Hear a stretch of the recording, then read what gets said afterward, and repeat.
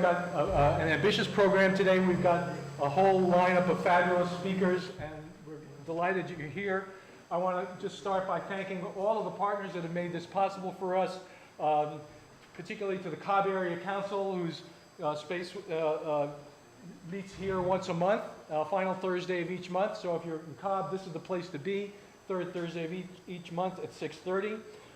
And of course, the Mountain Lions Club, who basically maintains this community center for us all. Also want to thank NCO, North Coast Opportunities, who have also been major helps for us in this. CAL FIRE, of course, our perennial kind of help and partner in this. And also like to thank the Sierra Club Lake Group for helping to support this event in particular. So thank you to the Sierra Club. Just a little bit of housekeeping. Bathrooms are in the hallway over here. The other thing I want to mention is that there's going to be a lot going on today. There's the booths outside. We're going to have sessions in this room, and we're going to have a couple sessions in the old Little Red Schoolhouse room in the back. So be attentive. There'll be 2 points at which there'll be simultaneous programs going on. So if you're in here, sit closer up so we don't have to bounce back and forth too much. The other thing is that, as you've seen, there are some fantastic booths and exhibits out back. If you don't feel confined to just sitting here. If you feel like you got to get up and move around, getting uncomfortable, feel free to get up. Just take care of yourselves, whether it's bathrooms, get some coffee, get some drinks outside. We want everybody to just feel cool and comfortable all day. And there's going to be a lot to absorb, so just keep breathing, with us all. And I will say that our hopes for this day is that you all will feel inspired to actually take the next step wherever you are in terms of helping to make our community what we're calling a fire-adapted community. So that means that we will learn to live with fire, we'll learn to recognize it, and that's going to mean all kinds of things. It's not just about fire, it's about all kinds of other things that you can learn about today. So we hope you'll just absorb it all, find the place of it that touches your heart or your mind or gets you active, and we'll be talking about other opportunities going forward that you can get involved. So thank you very much. I'd like to then at this point introduce a couple of people to help kick us off. First, our County Supervisor, Jessica Peiska, who's been for 10 years a stalwart in terms of getting us going and learning and working the corridors of power for us. So thanks, Jessica. You want to come and give us a welcome. And also Carol Rice will also speak a little bit about just what a community wildfire protection plan is. So if I could welcome the two of you up to the podium.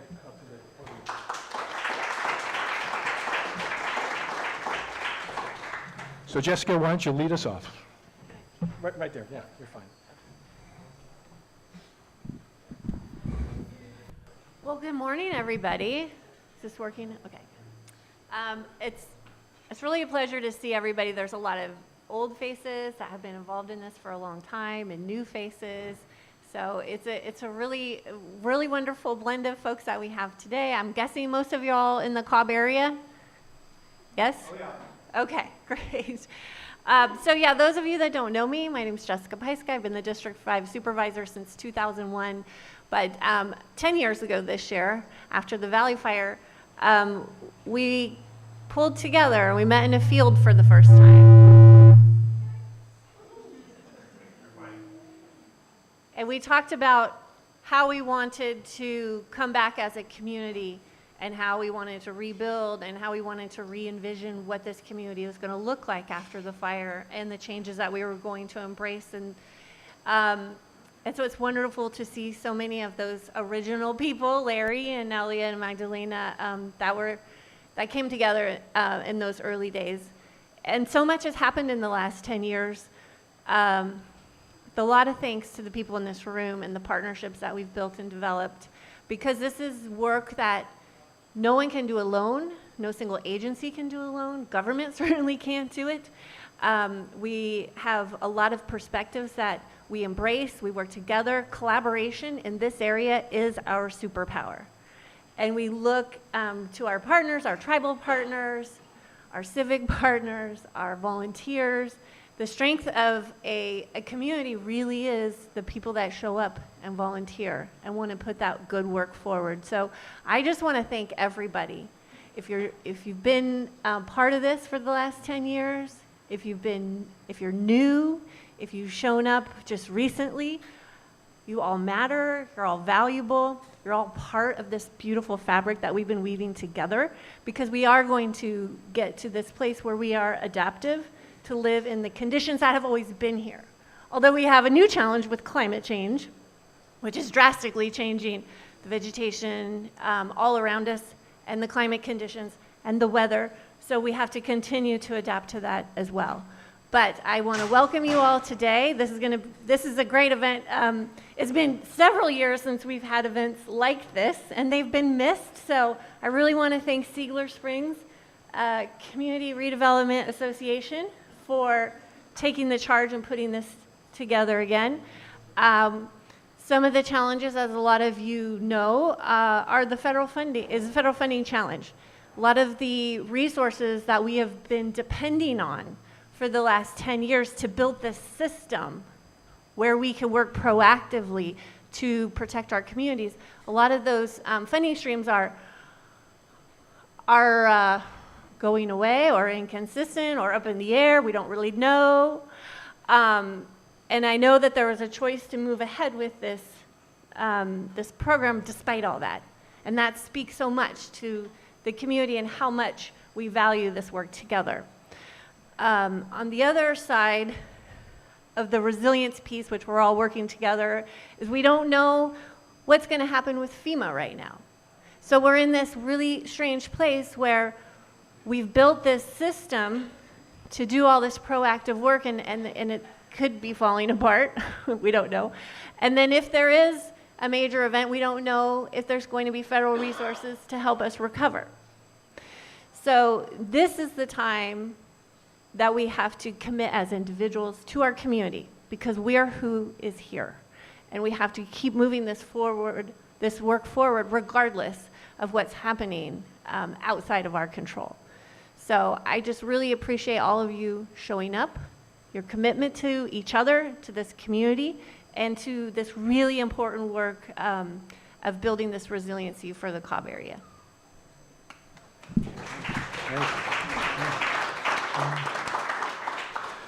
So as Jessica said, and as I indicated, this is really a kickoff event for what's called a Community Wildfire Protection Plan. It's a formal document that, at least, in the past has been an actual prerequisite for access to other funding. One of my big jokes recently, my favorite current oxymoron is federal grant. So we were kind of awarded a significant federal grant to do this, but as Jessica said, we don't know what the status is that is going to be. But thanks to we have of the Cobb Area Council a Forest Stewardship Committee, and we just all got together and said this is too important. We're going to just go ahead with local resources, and so we've been fortunate that people have already started to pitch in. It may take a little longer, but we're going to go ahead and do this, the work of putting together this plan. Carol is one of our principal advisors. She has a long history in working with community wildfire protection plans, and she's going to give us a little bit of an introduction to what that is. Thanks, Carol. Thank you, Elliot. And so want to give you an overview of what you might expect over the period of time when we're doing this community wildfire protection plan. The development of a community wildfire protection plan has three major components to it, and steps. The first step is to bring together a diverse community, and here you are. I see such wonderful variety of components of your community, and you all will be asked to participate as stakeholders and individuals to come up with both or all of the ideas about what your community looks like and what you might do to make it better. And so that's the first big step. And that's the C in the community wildfire protection plan, is you, the community. And I think that that's probably the thing that makes all of these plans so important, is because when you are done with planning, those same community members that are involved in the planning are going to help implement it. And so there's the continuous from the good idea to actually getting work done on the ground. So the next big part of that step or process in a community wildfire protection plan is an identification of what your community is. So you all come out at the end of this with a common understanding of what all of the aspects of the community are, whether or not it's the hazards that the community faces in its resiliency and being fire adapted, or the things that, the vulnerabilities. What are the things that are particularly vulnerable that you want to make sure you protect?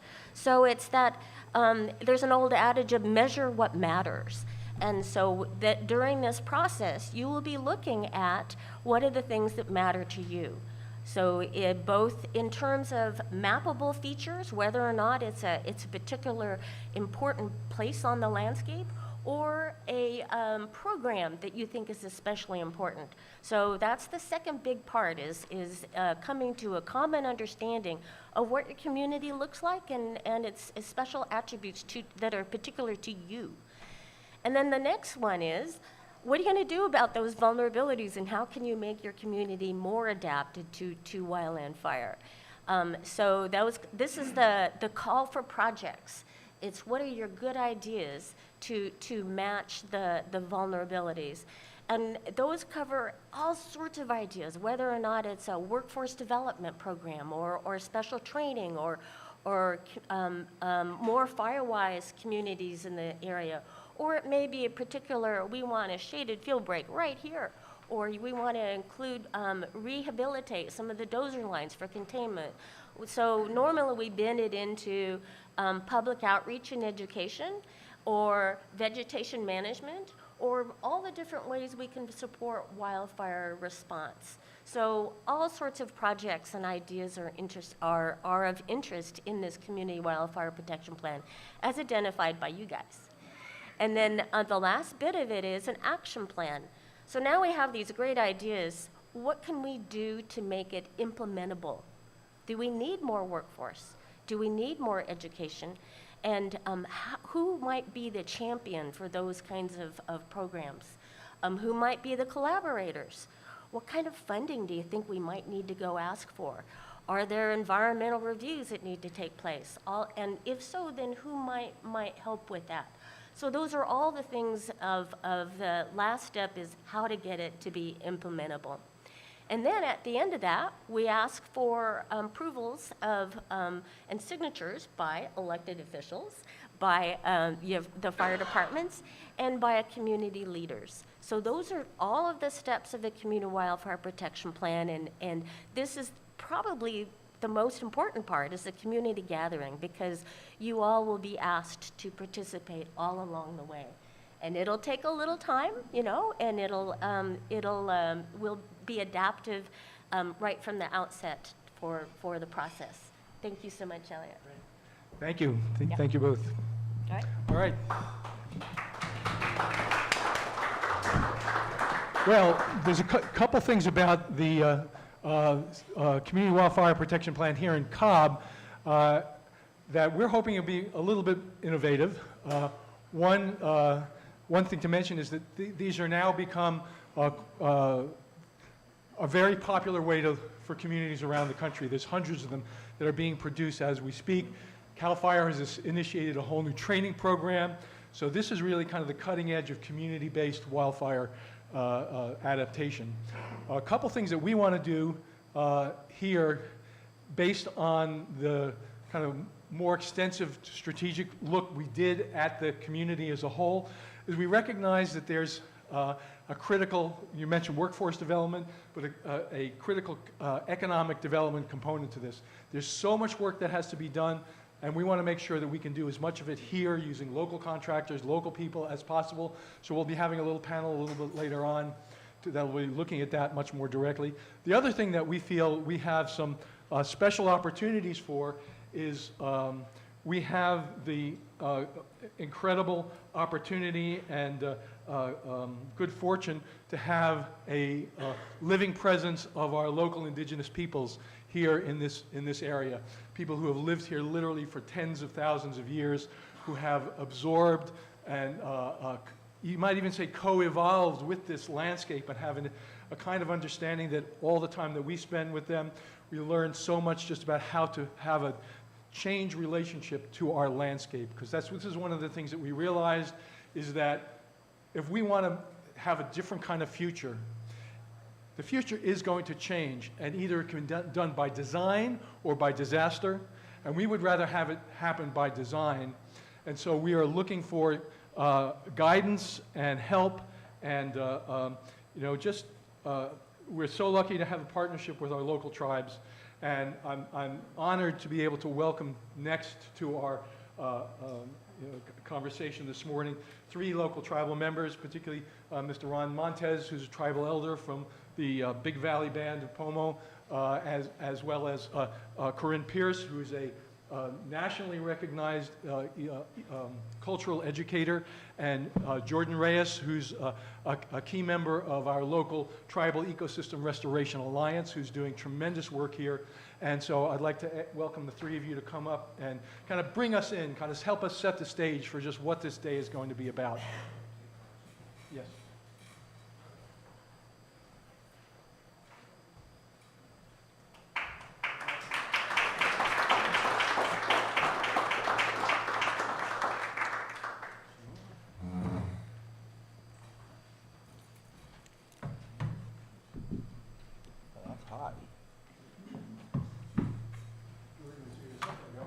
He ran to get something from his bag. He's coming back. Is it by me? Over there.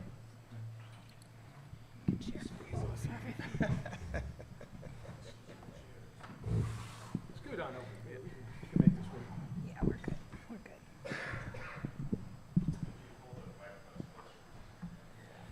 And you'll see that we don't have a name tag for Ron, because frankly, we have particular gratitude for Ron for showing up today. Literally was in the hospital yesterday. And basically, but basically has said that, you know, this is you know, I feel very touched and grateful, Ron, for your agreeing to come with us today and help us set this off. So take it away. Okay. As the elder here, I guess I'll just yak first. Wakshi e, Ran Montez e, Huchuke he, Habanabo. Can't hear him so well. I got to get closer. I'm right on it. You better do something on your end.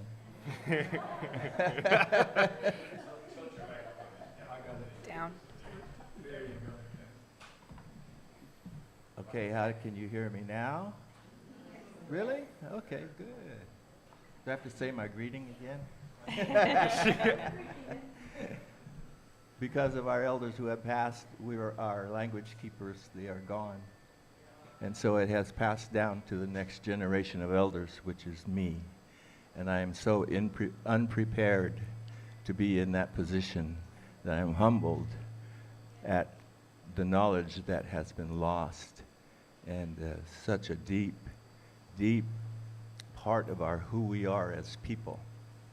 And so I've learned my greeting, and I've learned prayers, and I've learned phrases, but I don't have that knowledge that I need to be a speaker of our language.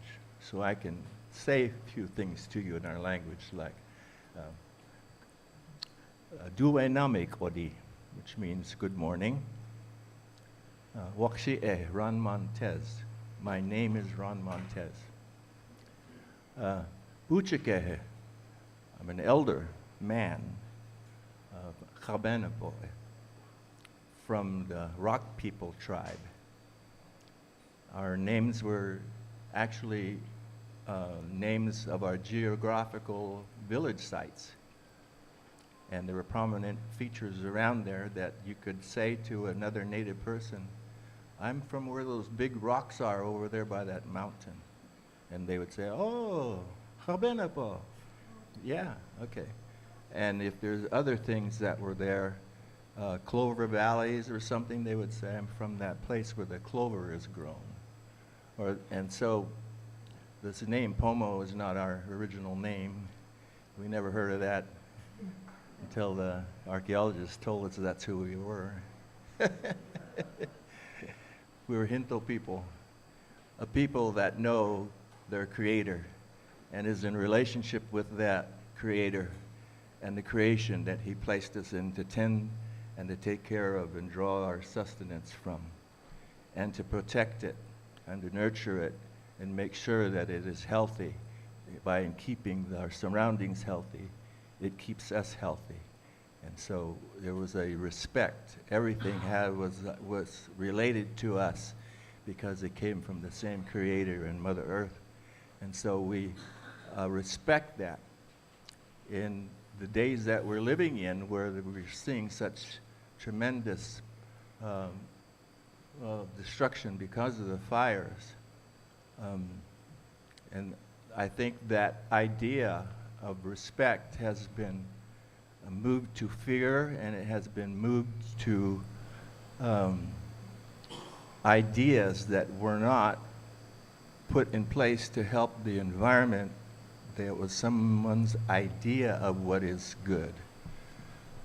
And so we've been living out these things already. They are a donor state.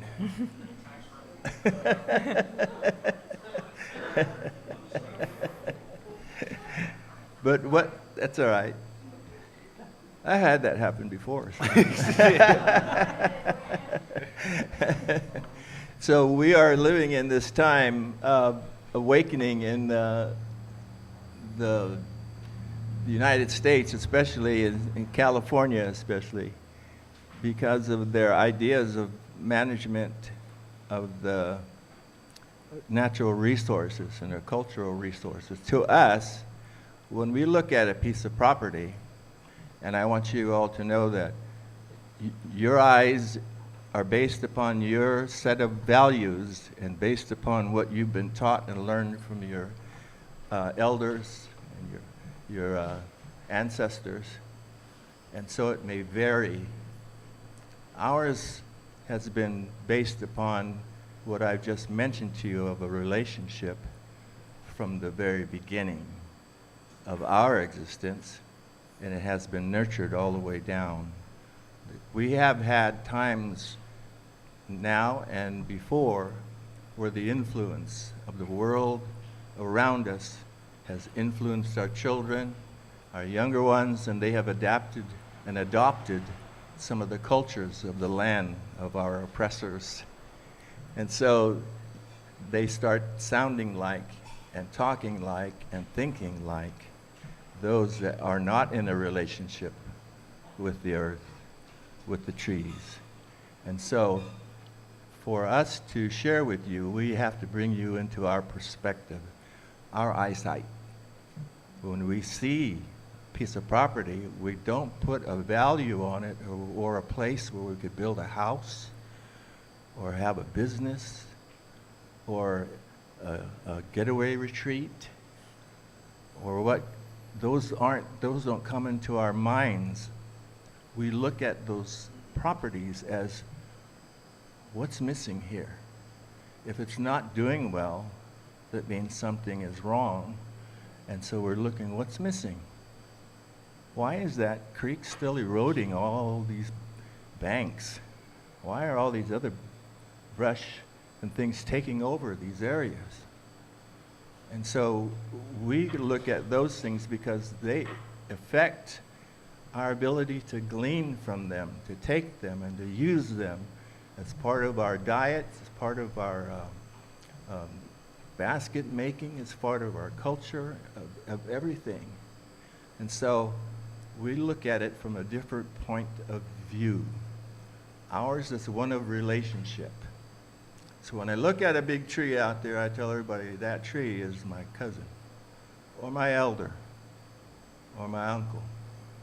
And I look to see how many babies are around, how many teenagers are around. I like to see what grasses are taken over or what bushes are there that I could use for food or what things I can use for medicine. And so if those things are missing, then I know that then certain other things are missing. And so it's a whole mindset, it's a whole different vision, different value system that's in play here.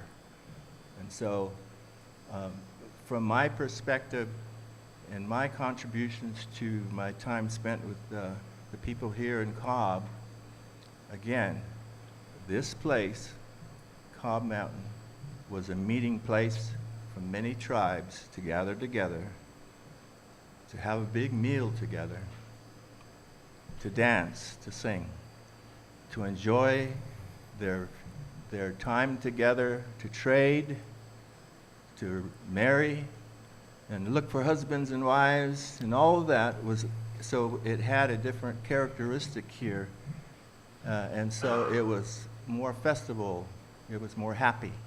So that's that spirit that you feel here when you get up here and you go, oh, yeah, this feels nice. That was all laid out thousands of years ago. It's been every year, you know, and so these things have been placed here. Our ancestors are still here. We don't believe that they're gone forever. We believe they've moved from this land, this world, into the next world, and that we communicate with them in our prayers and our thoughts, and they communicate with us in ways that's special to each one of us. And so we're still enjoying our relationship with our ancestors and with the creation that Creator put us in. And we're looking to our ancestors for wisdom on how to keep going and doing the things they taught each generation down to where we are now. So here I am as an elder, and I'm supposed to be teaching you as stewards over this land with my perspective in it. And so I want to see healing. I want to see life and freedom. I want to see invasive species removed. I want to see those medicines come up again. They all affect our insects, they infect our bird life, they infect our whole ecosystem. And if you're just looking at one aspect, you miss so much more. And that is part of our knowledge, part of our wisdom that we have as a people. As we have a lot of stuff that has been spoken to us as little kids. We didn't know what they were talking about, but it kind of stuck in there. And then as we grew and grew and grew, we started to see the truth in it. And now we have adopted it and has made part of our core values. So that's my contribution to this today, is to encourage you to take on our perspective of the landscape, of our relatives, the trees, the animals, the plants, the bugs, everything is related. We're a second cousin, I guess, to that worm over there. I don't know. But we are related. It's there for a reason. There are purposes for those. And when we step in with our own thoughts to change that purpose, it affects other things up the line.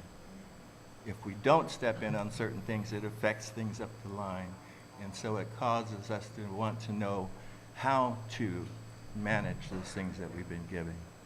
So that's my contribution today. So I'll leave it to...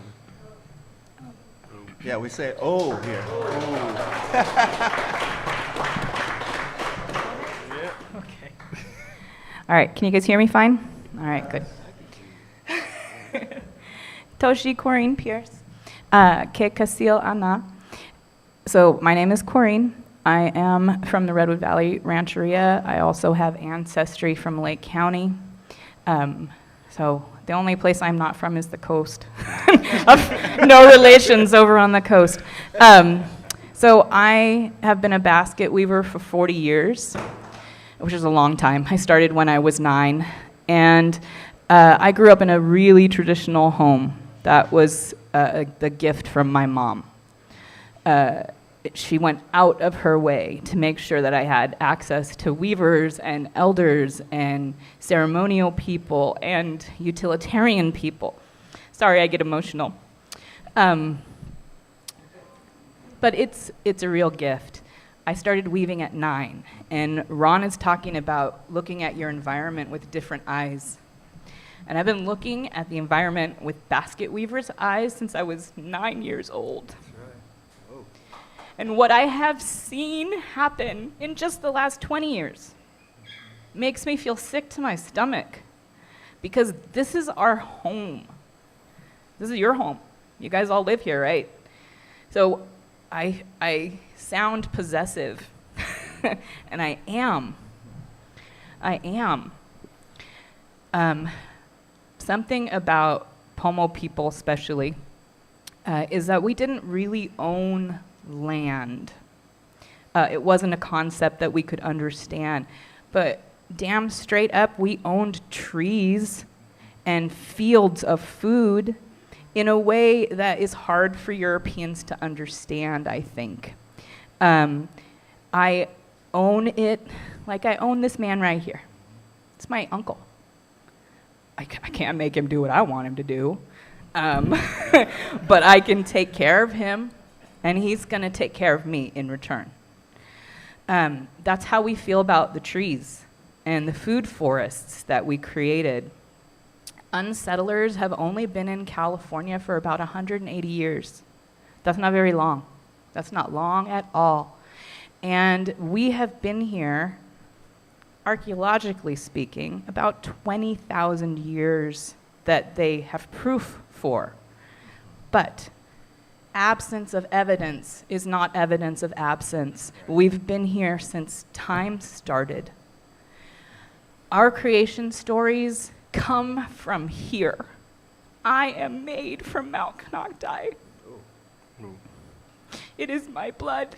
It is my bones. So we have this connection. We have these stories that are taught to us.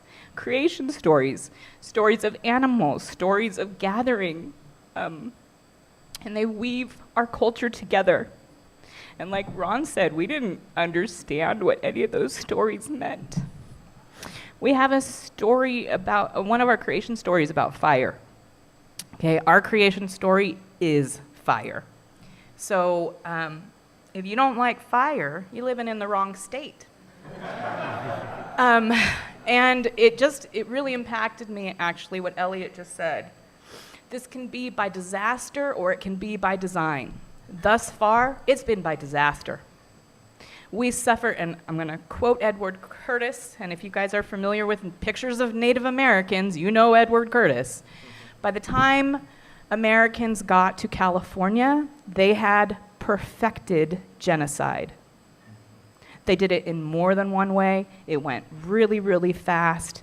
And one of the ways that they managed to do it was control our food. They wouldn't allow us to burn. Isn't that weird? Like, if you know anything about the US history, they've burnt ghettos down to kick people out of their homes. But here was the opposite. They wouldn't let us burn.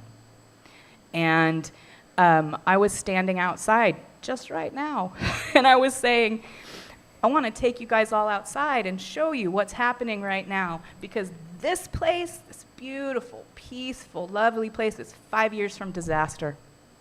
You can do stuff now. You can remove, you can start pulling out some bigger trees, open up some space, do some controlled burns. In 5 years, you can't fit your body between these trees.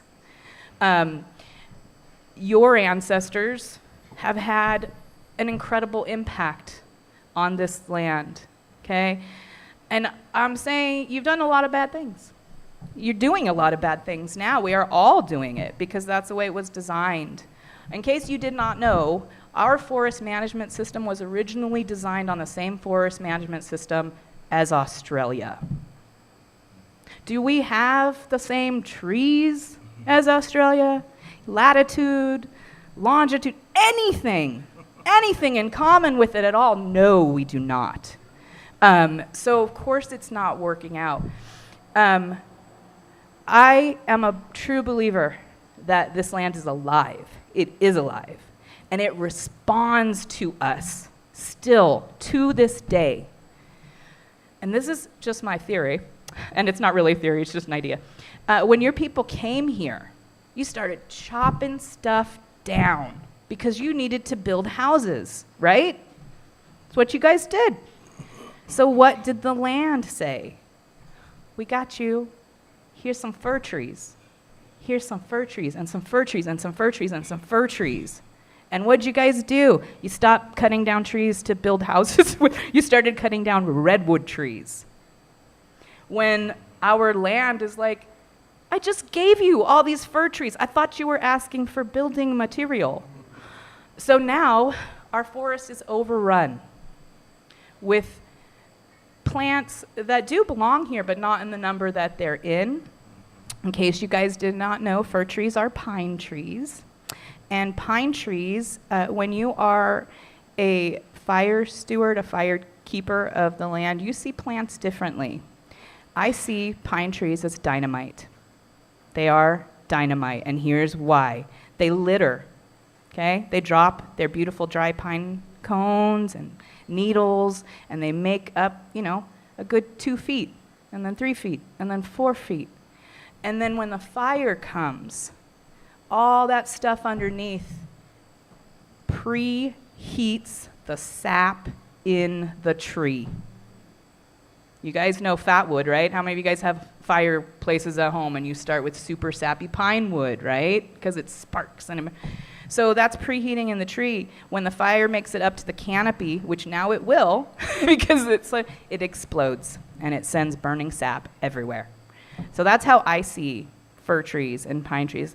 I also see them, and I've made this comparison a lot, and you guys seem like an older crowd, so you guys might not know the aluminum foil juice packs that I enjoyed in my youth. Anybody? High C juice packs with the straw? Okay, that is designed for one straw.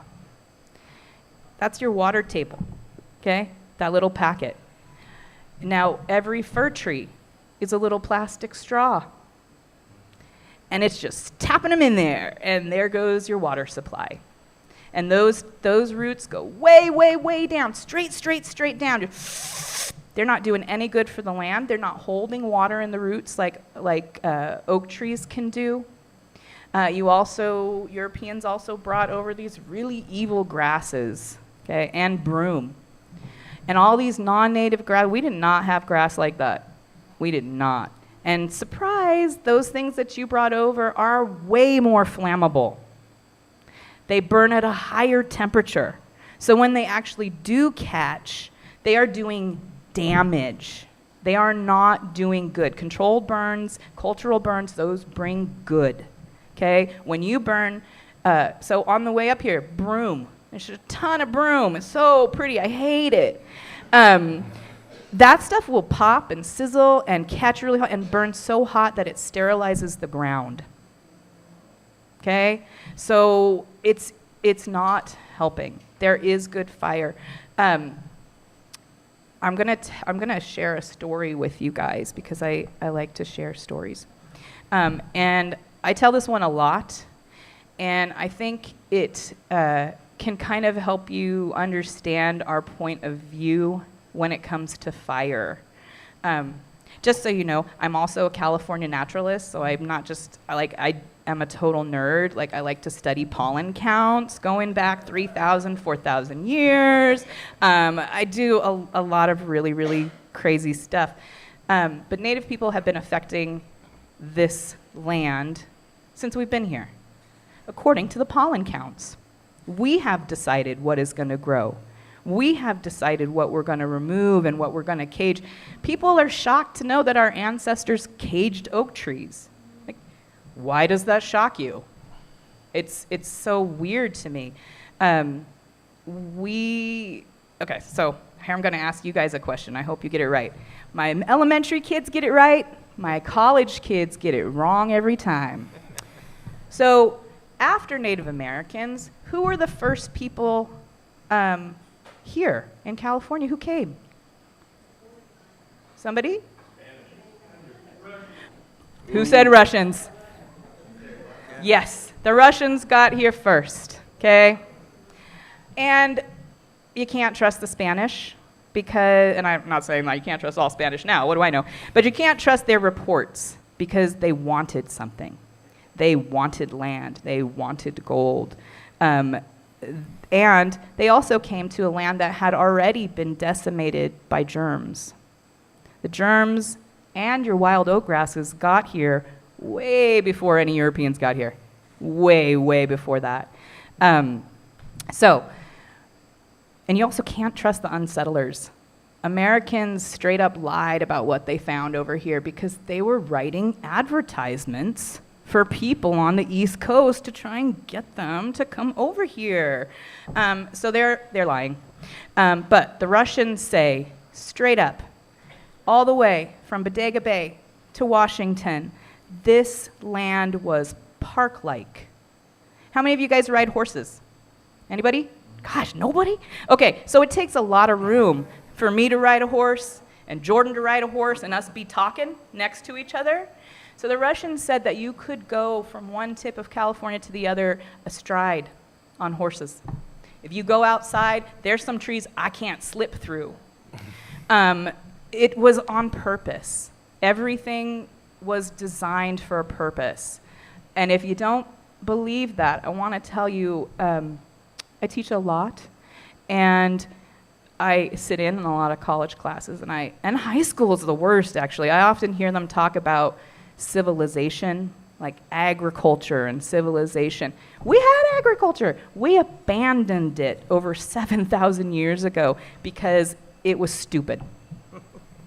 Why would we struggle to grow something that's going to provide a couple weeks of food when there is an oak tree outside that drops hundreds of pounds of food every other year that doesn't need refrigeration? Anybody want to guess how long a bunch grass, a pinole seed grass, can live? Somebody? Anybody? They can live up to 100 years. Why would I plant a tomato when I am going to get seeds, highly nutrient dense packed seeds that don't care if it's a drought, that don't care if a wildfire rolled through because they have a low burn temp? And they also don't spread. You have to spread them by harvesting them. Made no sense to us. Why would unsettlers bring sheep and let them eat that? And they're going to kill that sheep and have what? Some meals? Makes no sense. So I'm getting to the story, I really am. But I just want you guys to know, and clearly, what we have been doing is not working.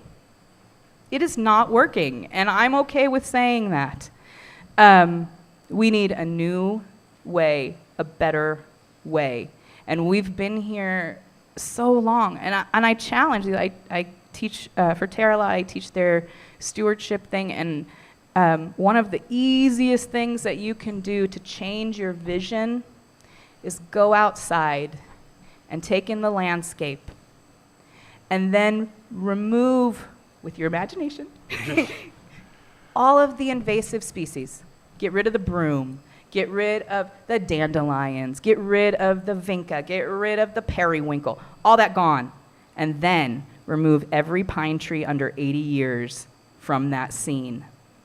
Okay, and just so you know, fir trees, pine trees, they pretty much grow a lateral branch or a horizontal branch every year or so. So you can count them. Right outside here in the front of the school, there's a huge pine tree that I'm estimating is about 70 years old, and a little tiny black oak tree that I'm estimating is about 40 years old. So don't be fooled into thinking that that's old growth, and it's not. It's not. I go up to brook trails, and there's these trees, and I'm just cruising through, like I go visit friends, I'm like, when did they clear cut here, about 70 years back? Yeah, about 70 years back. We are very different now. Like Ellie was saying, or somebody was saying that it's been like this all this time. No, it hasn't. No, it hasn't.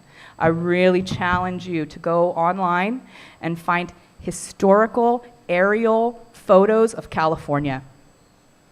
Find Yosemite. Find Leggett. And it is meadowlands. There are no fir trees. There are a few giant redwood trees, but nothing like it is now. Nothing. When I look at things, and I want you guys to do the same, you live here. You guys need to start using acorns. You need to start harvesting the plants that are around you. I'm also an herbalist, so I teach hippie stuff. What you need grows near you. Whatever medicine you need is literally chemically drawn to your body because it's going to get propagated if you use it. So you need to look at what's around you. You guys probably have more food around you than you can even imagine. California, and especially this area, is one of the most biodiverse regions on the planet. It is the most biodiverse region of the United States, even more so than Hawaii, because nothing comes from Hawaii.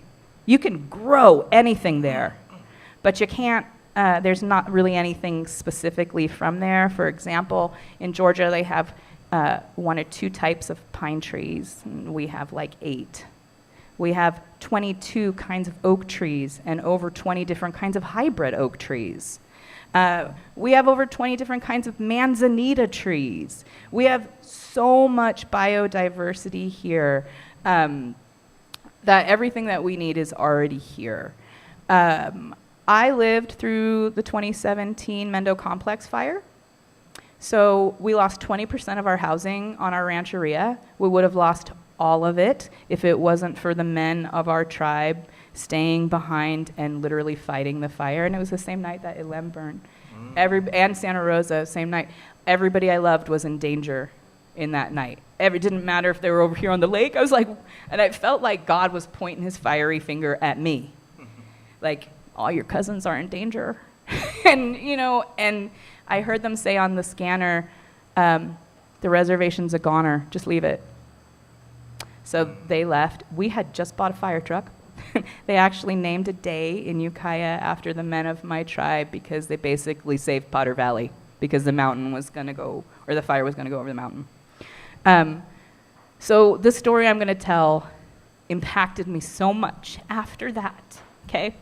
I started a basketry garden. It was the first native plant basketry garden in California on reservation land about 28 years ago. So I've been doing that a long time. And the fire burnt through there, totally burnt everything up, which is fine, which is great, because they hadn't let me burn. And I got to show, this is what happens when fire comes through and you've been tending. This is what happens when fire comes through and you haven't, because I had 2 different areas to show. But it was very impactful. It changed a lot of stuff. But the story I'm going to tell you, for me, it changed after that event. Anybody know anything about Pomo mythology? Anything at all? Everybody know about Zeus and Hera and the Titans? It bothers me a lot. Okay, so in Pomo mythologies, there's the time of giants. Mount Konocti is a giant. Dano-Tu is a giant. Over Bottle Rock Road is a giant. They're all sleeping right now. Some of them are dead. Konocti was mortally wounded, and he's not alive anymore.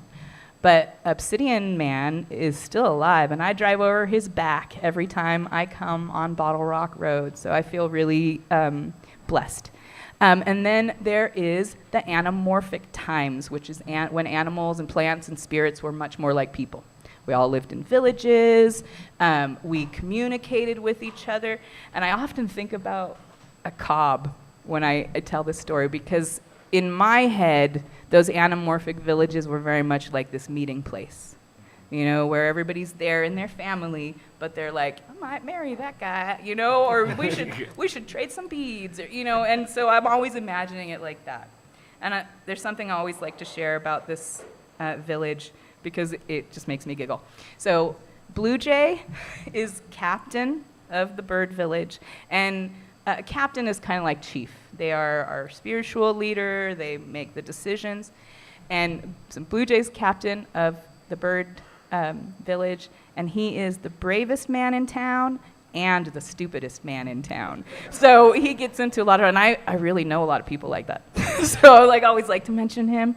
Anyway, and then there's the time of trials, which is when all the animals and spirits are deciding what people are going to be, and there's transformation time. So this story is during anamorphic time. And my great-grandma was from Big Valley, so most of my stories are from the lake, and her mom was from Cache Creek. So I get further and further that way. But anyway, this story starts on the shores of Clear Lake, which I hope you guys all know is the largest and oldest freshwater lake in North America. Those Great Lakes, they're babies compared to us. So Coyote is on the side of the lake, and he has a fire. And Coyote is not creator for Pomo people. For Northern California people, a lot of tribes, he is creator. But for us, he's the brother of creator. And he's very human to me, you know? He's mischievous, sometimes he's wise, sometimes he's really, really selfish most of the time. So he does a lot of things, he represents a lot of stuff. His tail catches on fire, and instead of running into the lake, he runs in the opposite direction and catches the whole world on fire.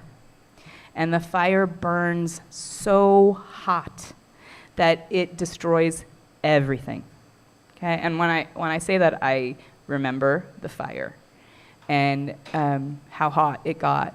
And I don't know if any of you guys have seen Moana. I don't know if you guys are Disney folks or not, but there is a lava monster that they call Te Ka. And I swear to God, she was up the hill on our rancheria ripping branches off of oak trees just for fun. I know these oak trees. They were healthy. They were fine. But she was up there ripping branches off. Anyway, so the fire's burning so hot. All the water boils up. All the birds are gone. Trees are gone. The soil is just decimated. And Creator, who we call Marumda, which can mean creator of the earth or dreamer of the earth, lives up north, which is, as far as I can tell, kind of like our version of in heaven. But anyway, or maybe it's Eureka, for all I know. So he's up north, and he sees the fire. He sees the smoke. He sees all the ash. And so he comes down, and it's for some reason, Creator always sounds like a Valley girl because I'm telling the story. He's like, whoa, what is happening down here? What is going on? And everything's burnt up. So normally, I have an elderberry flute. You guys are familiar with elder? Okay. So this song, the story I'm telling you is called The Dawn of Song, the first song on earth. And Creator has this kick-ass bag made out of the head of a mountain lion. And he's got all his magical stuff in there, right? So he pulls out this elderberry flute, and he starts to play a song. And the song is so magical that it calls everything back into creation. The water starts to flow, the bunch grasses start to sprout, the trees start to grow, birds start flying, everything comes back better than before, okay? So this story tells us a couple of things. One, everything benefits from fire. We came from fire. Fire is renewal. And the other thing is that we use elder clappers when we sing or when we pray. Elders, so this might be more older crowd speed. You guys watch Star Trek? Anybody? Okay, yes, I love Star Trek. So for us, clappers are universal translators. They speak every language on the planet because they are co-creator with the universe. They sung everything into being. And what's super cool is that elders grow all over the world except for Siberia, the Arctic, and the Antarctic. So if you're a human and you lived somewhere, your ancestors are connected to that plant.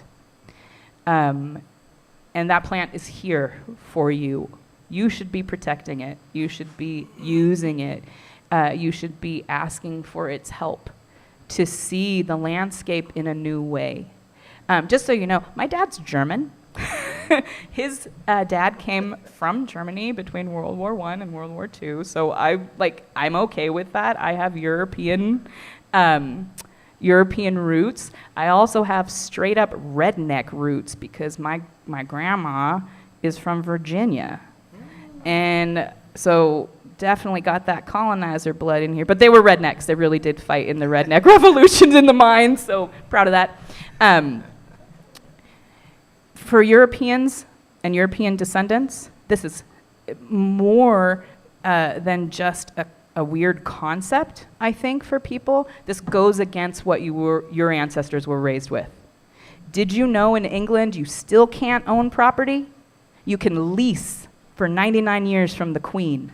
And then when that lease comes up, you have to renew it. People came here to expand and to be kings in their own right. That's the only reason you guys have lawns. Did you know that? The only reason that you guys have trimmed, manicured lawns in front of your house is because that's what the French did in front of their castles. Being kings and queens in your own land is not what it's cracked up to be. We have to have responsibility. Okay, you live here now. When you buy a house and you move in, you don't stop cleaning, right? If you make a mess, you have to clean that up. If you are stewarding land, you have to take care of it. You can't and I'm sorry, I take up all the time. You can't, and I make this comparison a lot. You buy a new house and they have a beautiful garden already set up, automatic water, perennials and annuals and bug-attracting flowers. And then you're like, oh, this is great. This garden's great. I'm going to enjoy it forever. But you don't weed and you don't water and you don't pull out, you don't cut the little saplings off. You don't harvest seeds. That garden's a goner in a couple of weeks. And thus far, farmers, ranchers, everybody has been resting on our laurels. We maintained this land for thousands of years. We made it nutrient rich. And then you come in and you're like, oh, well, thanks. Bye, guys. You need help. You need to know, I need help. I'm not a good gardener. I come to you guys for help. What do I do with this thing? So I guess what I want to say is you have to give yourself permission to interact with the world around us. And you need to do it with a different point of view, because the point of view we've been using is killing us. It is draining our water tables. It is causing more fire damage because we're scared. So we work with somebody named Ron Good, who's a great man, and he said that if you want to be prepared for fire, you can't be afraid of it. So make friends with fire. Make friends with these guys that help consult and bring the fire. And I think that's all I have to say.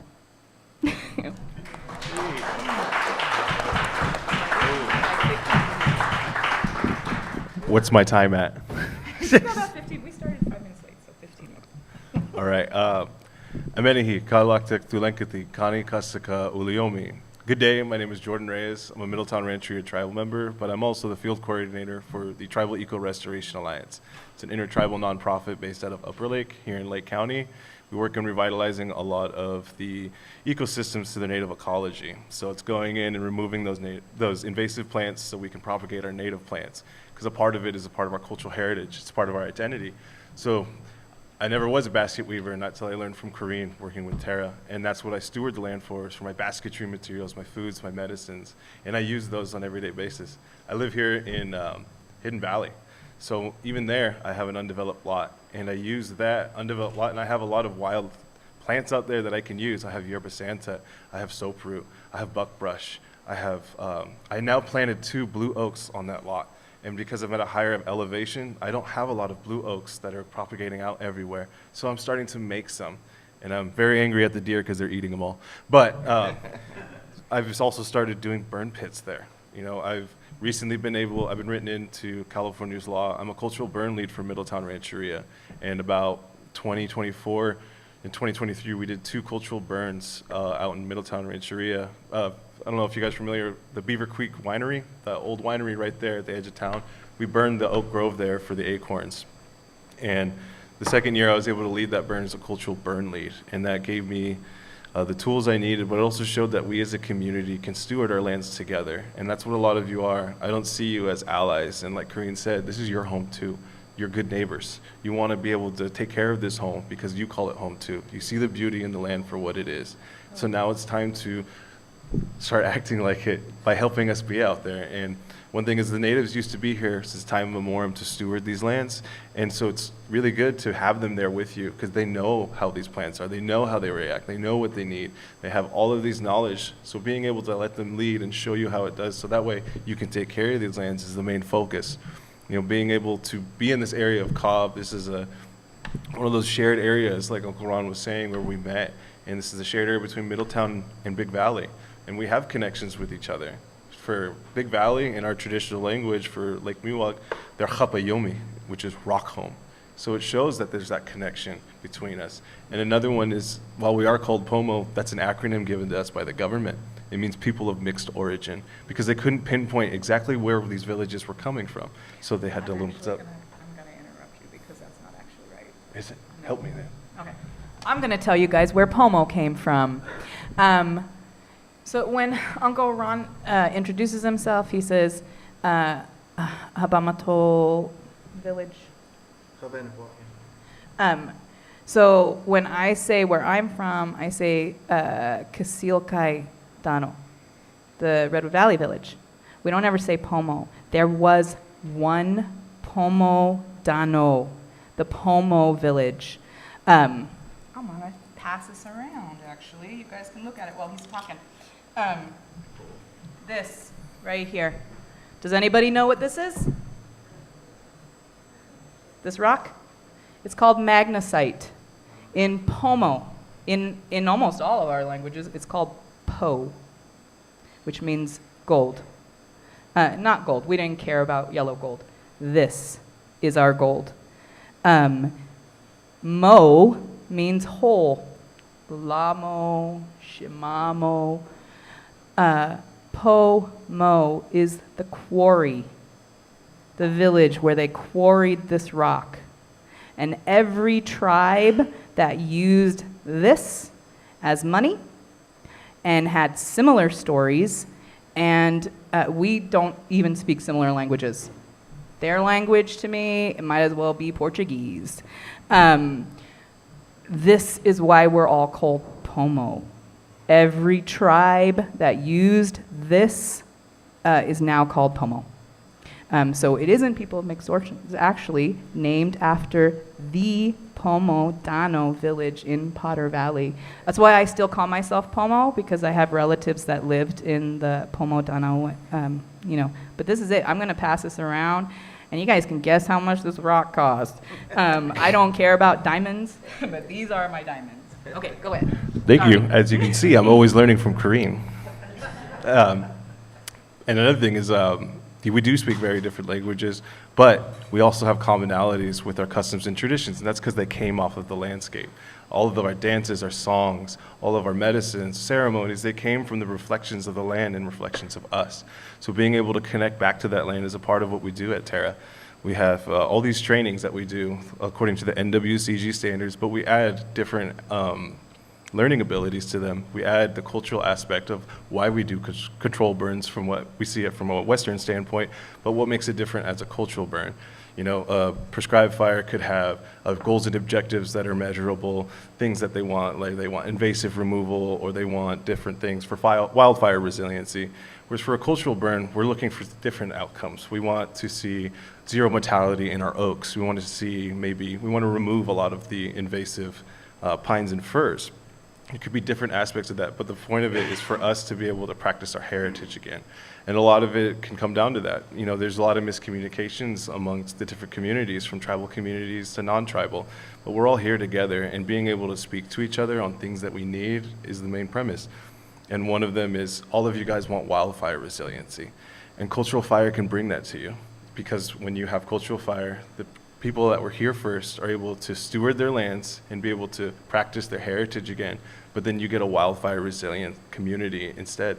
And so you get both of these outcomes of these two communities that want one thing, but when they do it together, you get both the outcomes you need. And so one thing I learned from going out and traveling a lot is there's a lot of young Native youth that are doing something where they call it boundary spanning. Boundary spanning is bridging those two worlds together because it's something we've never done before. And so being able to blend Western science with cultural ideologies and understanding that they're working together, and that a lot of times Western science is catching up to what we've already been knowing. You know, my people used to burn all the time, and to us it was a way of life. And you people used to burn at one time too, way back when. And it's just losing that connection, but it's okay to find those connections. And it doesn't have to be specifically where you're from. The connections back to land can come where you are, where you call home. And if this is where you call home, that's where you're gonna find your connection. And don't be ashamed to feel like some kind of guilt, because you're here for things that weren't out of your control, and it's not your fault. But what thing you can control is what you're gonna do here now in the time and space that you have for the place you call home. And so taking that time to learn your relatives nearby, the trees, the local tribes, the animals, they're all here. This is their home too. But learning how to live with it. And something that I just learned from another workshop was, when we had all these wildfires, the thinking was to turn off the fire. But when we have floods or there's so much rain, we learn to deal with it. But why is it we do it to one element but not the other? That has never been on our thinking, is to turn off the water, because we need it. And it's the same thing with fire. We don't turn it off, we don't suppress it, we need it. It helps our landscapes, and it helps everything revitalize. It's renewal, it's life and energy. So being able to bridge those gaps is one of our main focus, and we have to do it through NWCG standards. And another reason we have to do that is we have a lot of tribes here in Lake County. There's 7 different tribes here. All of them have trust lands. And trust lands are when the federal government holds it in trust for them.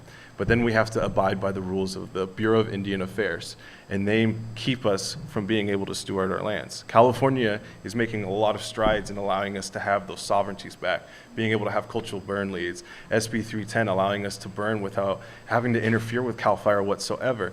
Those are different things that are pushing for tribal sovereignty, and it's coming from California, not from the federal government. So when I own fee land, which is state land that is still under state jurisdiction but owned by a tribe, we have the means to be able to steward the lands, whereas the federal government doesn't allow us. And so we host these trainings, these NWCG trainings, that allow us to be firefighter 1, 2, to be able to work wildland chainsaws, to understand the wildland-urban interface, all of these Western sciences, so that way we can steward our land. But when we do that, we try not to forget who we are, why we're burning. You know, I'm burning for acorns, I'm burning for all of these trees that used to feed my people. And that's the thing, when I go out in the landscapes, I see these oak trees, these massive grandmother oaks. Even driving out of Middletown, you know, you see these huge oaks, and they're just beautiful, but we always wonder, where are the teenagers? Where are those young adults? It's hardly ever see those. We see some of them in the burn scars because they needed that fire to propagate. But now we're in that age where I'm seeing all of these trees that used to feed my people, and now I have to try and steward and catch up. And a lot of it is like caging those oak trees so that way they can come back. Because I'll never sit in their shade, but maybe my grandkids or my great-grandkids will, or maybe they'll see the first acorn and be able to harvest. But that's the kind of commitment we have to put in. We have to think 7 generations ahead to take care of trees that aren't going to take care of me now, but will take care of my family in a later time. And so thinking about that as we go forward in life, you know, what needs to be here? What shouldn't be here? Why are we having these wildfires? You know, why is the water table so low? All of it is connected. You know, like Corinne was saying with the straw and the pouch, we have all these grasses, we have all these trees, we have all these firs. Did you know that a fir pine sapling can drink around 50 gallons of water a day? And that's way more than we need, and especially in our forest landscape now, we're just draining our water table. We're not leaving anything for our native plants. But our native plants are resilient just like us, and We have areas, we're trying to find new ways where we can mend the land, because just because we've lost knowledge doesn't mean we can figure it out how to bridge the gap today. Like Kareen was saying, when we pile Scotch broom and we burn it so much, we learned from another elder, Ron Good, that we can mend that land after we scarify that soil. When we burn piles and we make it so hot, sometimes the goal is to kill that seed bank of the invasives. And when we do that, then we start taking traditional sticks and we till the soil. We re-oxygenize the soil, putting oxygen back in with the nitrogen, turning it from black to purple. And then while you're tilling that soil, you're bringing the native seed bank up. And we're finding that those native seed banks are living far longer than they thought they were. Some seed banks, they think 25, 50, 75 years, when there's a seed bank that's 200 years old that's resprouting. And it's just learning and understanding, and even things that's lost, the answers are usually within ourselves. Because I came from Middletown, we didn't have a lot of fire. We didn't have a lot of fire stories. But a lot of my sister villages around the lake, they had it. A lot of connections to other places, they still had it. And they have those memories. And we used to work with them together, because a lot of times we spoke more than one language. You know, we have stories of my families coming from Middletown and going all the way to the coast. And that's a trip that took months, because it wasn't just a one-shot clear there. You took time as you went there. You went to new areas, you took time, you ate, you spent time together, and then you moved on. But you made that slow journey to visit your relatives all the way to the coast, spend time, and come back.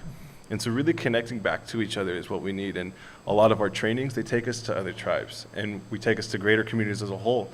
Our NWCD trainings, while they are catered for tribal members, we do open it up for the greater community, because these are skills that they should have. And understanding that, like Cultural Fire Management Council up in the Yurok area, they do something very similar to what we do here. And they have created a wildfire resilient community, what you guys want here, where simple landowners coming to see help, but they know basic fire behavior. They know basic ways and strategies of being able to contain a fire, and having what little equipment they have when they band it together, they're able to stop wildfires, because they're in such rural places that maybe CAL FIRE can't reach them in time, but they have the means to take care of things themselves. And that's the true definition of a wildfire resilient community. Us coming together when there's a need, and knowing what we can do, and being able to organize ourselves, because this is our home. And so being a part of Terra has reconnected me back with my land. The introduction I gave you, that was something I learned off of the land, not through teachers. That was something there. I had lesson plans that we were trying to revitalize their language, but it just felt like a certain component was missing. I can't name everything in here in my language because we didn't have this. But when we go outside, I can tell you what everything is. There's even words in our language for plants that don't exist anymore. That's how biodiverse we were. That when settlers came here, there's words for things that they had no idea what it was, because we can't find them anymore. And so that's how adapted they were to our communities, to our knowledge of fire. And really, they were adapted and evolved to just being with us. And that we always see as nature being separate from us when we are a part of it. Like in our languages, I don't even think, do you guys have a word for nature? No. It's just a part of us. You know, we were a part of it. We weren't separate from it. We were connected. And so really connecting back is the basis of everything for us. And it's the basis of why, me being here in Cobb, I was connected here from the get-go. I'm from Middletown. I moved here when I was 6 months old because my mom started to work on tribal council. And then I became embedded in this community. I lived through that catastrophic wildfire, the Valley Fire, with all of you. Part of my cleanup crew when I was here, mine was Ziegler Springs all the way to Anderson Springs, and that was my coverage area because it was in my ancestral territory.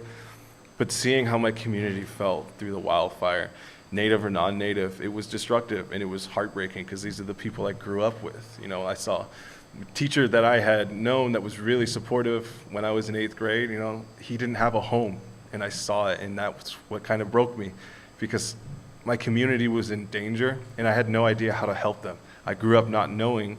I only grew up through 2 wildfires, and that's all I knew. But then it seems like after I graduated, it was every year, and it didn't stop. And so thinking, how can I help my community?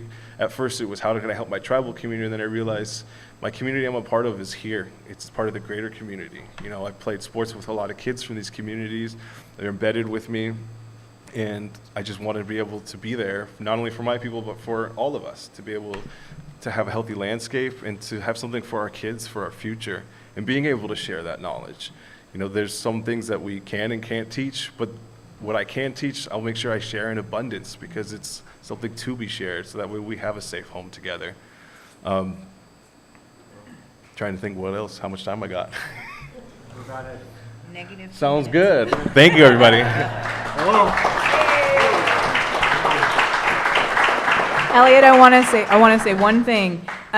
So, how many of you guys feel like you can take care of the land around you? Okay, well, if you didn't raise your hand, I have homework for you. Even if you did raise your hand, go for a walk. And if you see a fir tree or a pine tree on that trail that's under 2 feet tall, rip that baby out. Okay? They come up like carrots. And when you do, think of 50 gallons of water a day that you are saving for your water table. It's fun. So go ahead and rip those babies out. Oh, yeah. Thank you guys so much. I hope you all get a sense that there's a lot that, I hope you get a sense that we have a long way to go. We have a lot of help. So I would really take the inspiration from this and just feel that we're going to continue to have workshops. We'll continue to have opportunities for you to learn, for you to kind of come into contact with and bring this wisdom and this perspective into our community in a living way. So thank you all so much for that. Just so everyone knows, all of this is being recorded, so you'll be able to hear the presentation about Firewise Communities. And folks, if you're in back there in the Firewise Communities room, you'll be able to get this presentation that we're going to have from Larry Ray on the Cobb Mountain Forest Ecology. And I'll go grab your 10 card in just a second, Larry. I'm going to be there kind of pushing slides. So let's get this show on the road. Hold on, let me just get your card and we'll get going. Yeah, you gotta have my name there. Thanks. Okay, Larry is someone who has been doing kind of ecological restoration work in this area for a long time and is one of the most knowledgeable people that I've met in the past decade about the local ecosystems. He's, every time we talk, I learn something new, and he's agreed to do kind of he's done work both for the Resource Conservation District, for all of the various, for the Forest Service, a lot of private landowners, projects all over the area, and has a in-depth understanding of the ecology. So, Larry, I'll let you take it away, and you just tell me when to move the slides. Yep. Hi, everybody. My name's Larry Ray. I'm a restoration ecologist. As Elliot mentioned, I've been doing restoration work in Lake County since about 2000. So I moved here in 2000 from Santa Cruz, and actually after the Valley Fire, I ended up moving back to Santa Cruz. So I still live now in the Santa Cruz Mountains, but I have been working here for a lot of years. This one here, pull it out. Doesn't seem to want to come out. Oh, there we go. So I can walk around this like I'm some kind of talk show host or something. So anyway, that's a hard act to follow. The previous act was just awesome. I just sat there so awestruck that I didn't even want to get up here and talk because I'm just kind of like dazed from it. Because I am a schooled ecologist at UC Berkeley. So, I'm definitely of the Western mindset. But I'll have to say, it never worked for me. It never fit. I just didn't quite get it. So I've been bucking the system my whole career, and it's caused me a lot of trouble, but to me, it's worth it. So I'm just going to basically talk about forest ecology and kind of relate it as best I can to the Cobb area, because I've been working all over the state. So go ahead, the next one. I think it was pretty obvious from the previous talk, the forest is home. It's home.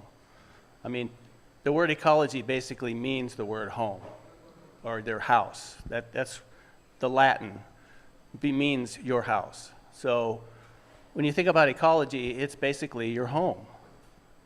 On the left is a traditional huts that the folks made here that lived in these kinds of things in their villages, as far as we know. And then, of course, you got animals. Next slide.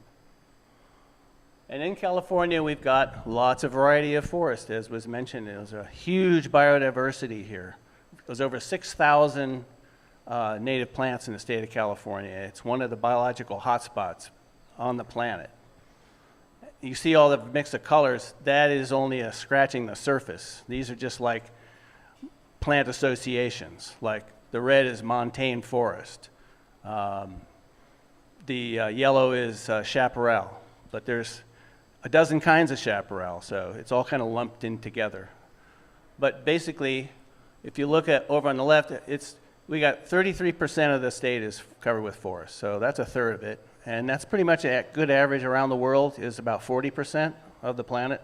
So it's pretty much the same kind of a mix. And mixed conifer is one of the big ones, 7.8, and that is what plant varieties we have here, what's called a mixed conifer forest. It's not dominated by any specific species, because you can see ponderosa pines, 2.2 million acres, redwoods 2.2, other conifers are 1.5, and oak woodland, by the way, 13 million acres.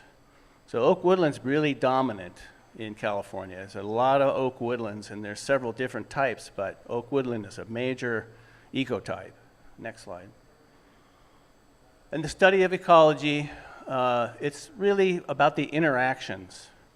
So everything's connected, everything interacts, everything is dependent on each other. Every action is a reaction. Plants and animals are all working together and have to depend on each other. And so ecology is basically just the study of how these things work together, how they fit together, and it's in a complex dynamic system. And soil is the foundation. Basically, it was rocks, and then through biological action, bacteria and lichen, they got broken up into littler bits, and then over time, with evolution, you get more complex plants, and on it goes until, you know, we've got forests and more complexity over time. So vegetation ends up building soil, providing habitat, developing all of these various relationships. The plants prevent erosion, they produce oxygen, they retain water, they regulate the water flow by retaining it in their roots and in the soil as it builds with the humus. So the availability of water, and it actually has some effect on the local climate, determining the species that are there and how the growth rates are, and it actually does influence seasonal cycles and reproductive patterns, affects the frequency and intensity of natural distribution like wildfires and storms. So if you have a resilient ecosystem, it can actually mitigate or buffer the effects of fire. So if it's a healthy ecosystem and fire is a frequent thing, which, by the way, all the records indicate that it burns every 10 years or so here, or 12 years or so here in this ecosystem. So that's how frequently fires should be moving through the ecosystem. Well, we don't have that kind of frequency anymore. It might be 50 years or 75 years. It's much bigger, so the accumulation of biomass and the number of plants just gets so much that it becomes a little bit out of balance. Next slide. Oh, you went too far. Back it up.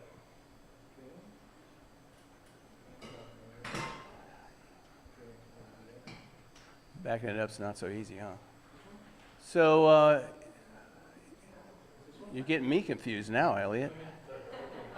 That's where we were. Study of ecology. Okay, so all right. So as I said, it's the interactions. It's how things work together, how these plants and animals interact and live with each other and provide for each other and depend on each other. Now, I realize this is a little washed out and you can't really see what's going on here, but as I said, soil is the basis, and soil is where everything's going on. And down in the soil in here, you've got these roots that retain water, that hold the moisture, that actually, keep the soil in place and accumulate more humic acid through breaking down of this stuff, but it doesn't happen on its own. Down in here, you've got a soil microweb that consists of bacteria and fungus and a lot of small little critters, a lot of insects, worms. I mean, I could go on and on about the soil microbiology that goes on in the soil. It's huge. Not to mention the fact that, and we'll find out a few slides ahead, that a lot of that carbon, everybody talks about carbon sequestration. Well, a lot of it's going on here. And this is where things get broken down and become bioavailable. It's like if you don't have a microbiome in your gut, you can't digest your food. Same thing in the soil. It's exactly the same. Without the microbes, the fungus and bacteria, and we could talk about that all day long because it's a very complicated and detailed sort of thing that's really pretty amazing. But you got decomposition of the organic matter, soil microorganisms actually providing nutrients, not just breaking them down, but providing nutrients through the process of them eating certain things and respiring certain things and making nutrients available to the trees. A reabsorption of nutrients by the plants because it's basically given off by the microbiology. So a lot of the fungus and bacteria actually eat things that are decomposing, turn those into other things and sugars and whatnot, and the trees feed off of that. And this is an interesting thing that I found out recently. Bacteria and fungal spores assist in rain formation. Now, you think about that for just a minute. If you have a forest, and if you look at rain patterns, you'll see that forest is not just the elevation or the mountain, it's actually bacteria and fungal spores are in the atmosphere, and water vapor in clouds forms droplets on something. It doesn't do it on its own. It does it on a spore or a bacteria or something like that that's up in the atmosphere that's being produced by the forest that gets into the clouds and actually makes raindrops form. So you think, oh, the rain's coming off there. Well, the moisture is, but it can't form raindrops all by itself. So it does it by the forest producing these things and causing the rain to happen. So if your forest is out of whack and you don't have good soil microbiology, that can reduce that, and your rainfall patterns can change. It's pretty interesting to think about that. But wait a minute, I had a couple more points there, I think. Oh, I was going to say, it helps mitigate disturbance. So like if you have more moisture in the soil, that gives the plant more moisture in its body.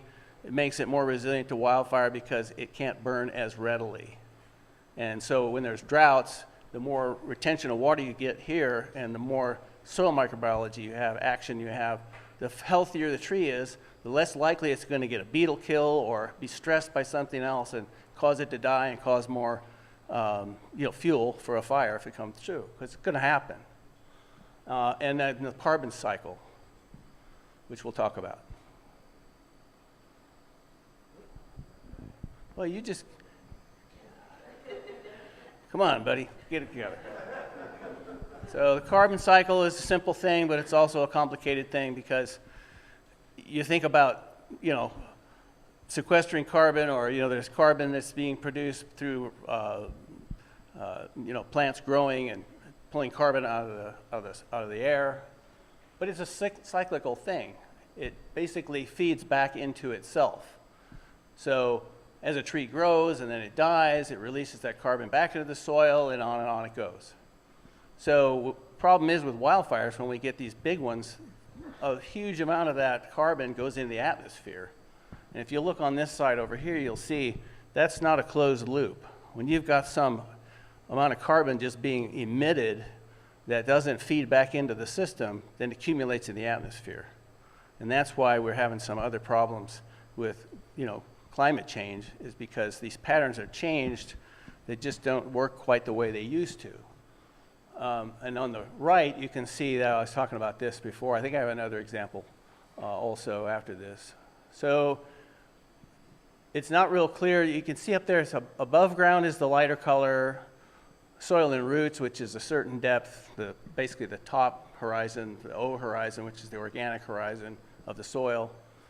Also retains a certain amount of carbon, and then the below soil. So the below soil is the darkest one, and you can see some of these, in particular the boreal forest. If you do any reading about climate change or the whole subject of carbon sequestration, they want to protect the boreal forest in a lot of the articles you read for one simple reason. Look at how much is retained in the soil. And so even when fires happen, which the boreal forest is having problems with more fires, there's still a huge amount of carbon that's being sequestered in the soil itself, which unfortunately is also peat, and that gets dug up, and people love to use peat for things. No, boreal forest would be like midsection of Russia, Alaska, northern Canada. Yeah, inland might be. I'm not really positive about that, if it's in it or not. But yeah, it's all kind of that above the temperate zone, central northern Canada, where before the Arctic. It's kind of that band up there. It's one of the biggest forest types on the planet. We're the temperate. So boreal's way north, then temperate. Of course, tropical's farther south. Now, mangrove's on there for one simple reason. There's a lot of mangroves all over the tropical, subtropical regions of the world, and they hold tremendous amounts of carbon. Look at how relationship of the carbon amounts there. I believe the axis on the left, gosh, I don't remember now what measure that is, 200 of what, I can't remember. It might be gigatons. But anyway, or tons. Yeah, okay, there it is, yeah. Metric tons per hectare, which of course a hectare is a little bit of funny measure. We're not used to that with acres, but anyhow, so by forest type, mango, Indo-Pacific it says, so basically almost all those islands in Southeast Asia and all are pretty much all ringed by mangrove forests. I've seen them in Florida myself, they're small there, but these are huge and the amount of carbon is massive. One of the things that also holds a lot of carbon that gets talked about that's not anywhere here because we're talking about forests are wetlands. And of course we've lost huge amounts of wetlands. And they get dried out and then there's no more carbon cycle. So, next slide. Oh, okay. So, a lot of what we're here for and a lot of what people are concerned about is fire. Forests have all kinds of different perturbations or disruptions or things that happen that cause the forest to shift. They're not static. Forests change. I think as humans, especially since we only live maybe 100 years most, our memories are short. And maybe your grandfather or somebody told you, your grandmother told you a story but that's still only 150 years, 200 years maybe. It's a tiny infinitesimal amount of time, just a tiny amount of time. So over time, it looks like the forest is stable. It looks like it's just not changing, and you want it to stay that way. Well, it ain't gonna do that because a fire is gonna come, a hurricane's gonna come, something's gonna disrupt it and cause some change, a flood, whatever, but there's gonna be some change. So that little diagram over there on the right basically just shows, well, you got a nice mature forest, a fire comes along, burns everything, and it's got to start over again. Now, one of the other points I want to make is that fires don't tend to be like the ones we've seen where they burn everything pretty much evenly everywhere. I mean, actually, if you go around here and look, you can see that some places burned hotter than others, some a little bit less than others. Some have mosaics of live trees and dead trees. Some have flushes of seed banks because they didn't get cooked as hot. So you'll get a lot of manzanita and ceanothus and other natives and some non-natives. Grasses in particular are kind of a problem. They come up because there's space and nutrients. And they have the chance to do it. There's no competition from other plants. But anyway, long story short, it goes into a cycle of change, and then it kind of goes back to that. And that's another cycle that the forest goes through, where it heals itself, the plant composition changes over time, and it eventually gets back to what we call a climax forest, which is basically the kind of the end of that cycle. So this is basically the different parts of succession.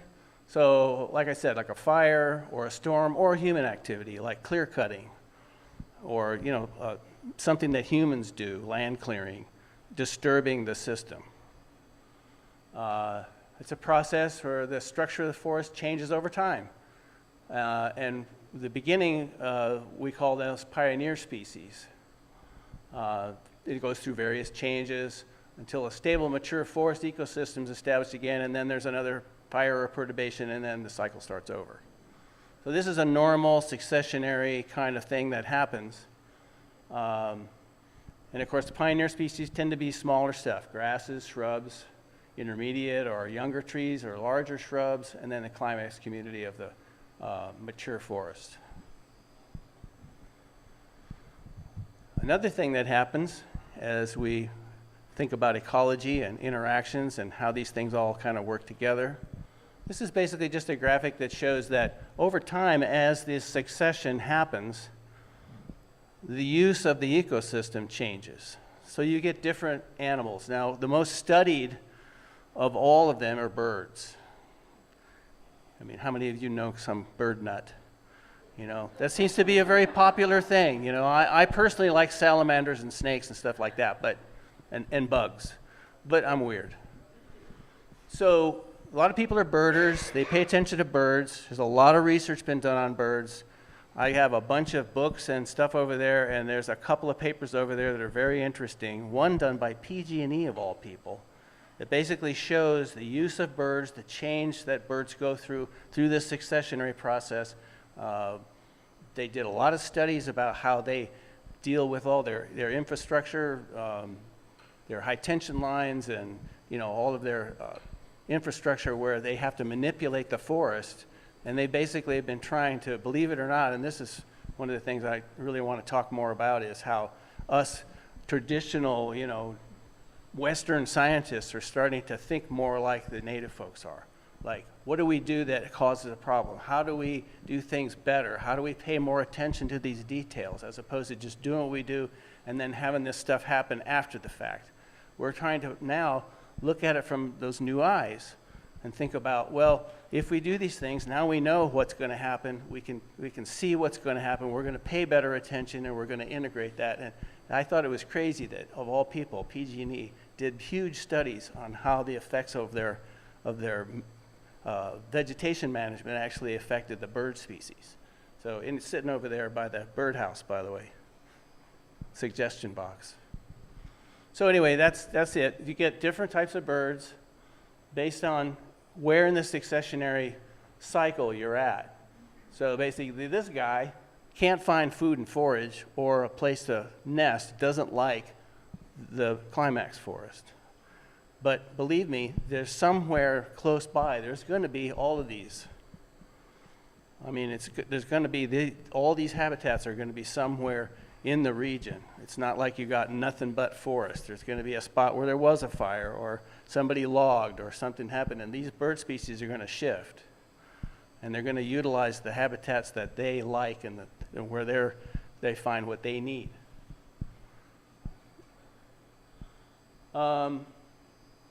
Yeah, another one of the interesting things about perturbations and fires and changes of the vegetation is that, as they spoke earlier, about seed banks and about seeds and about how seeds work.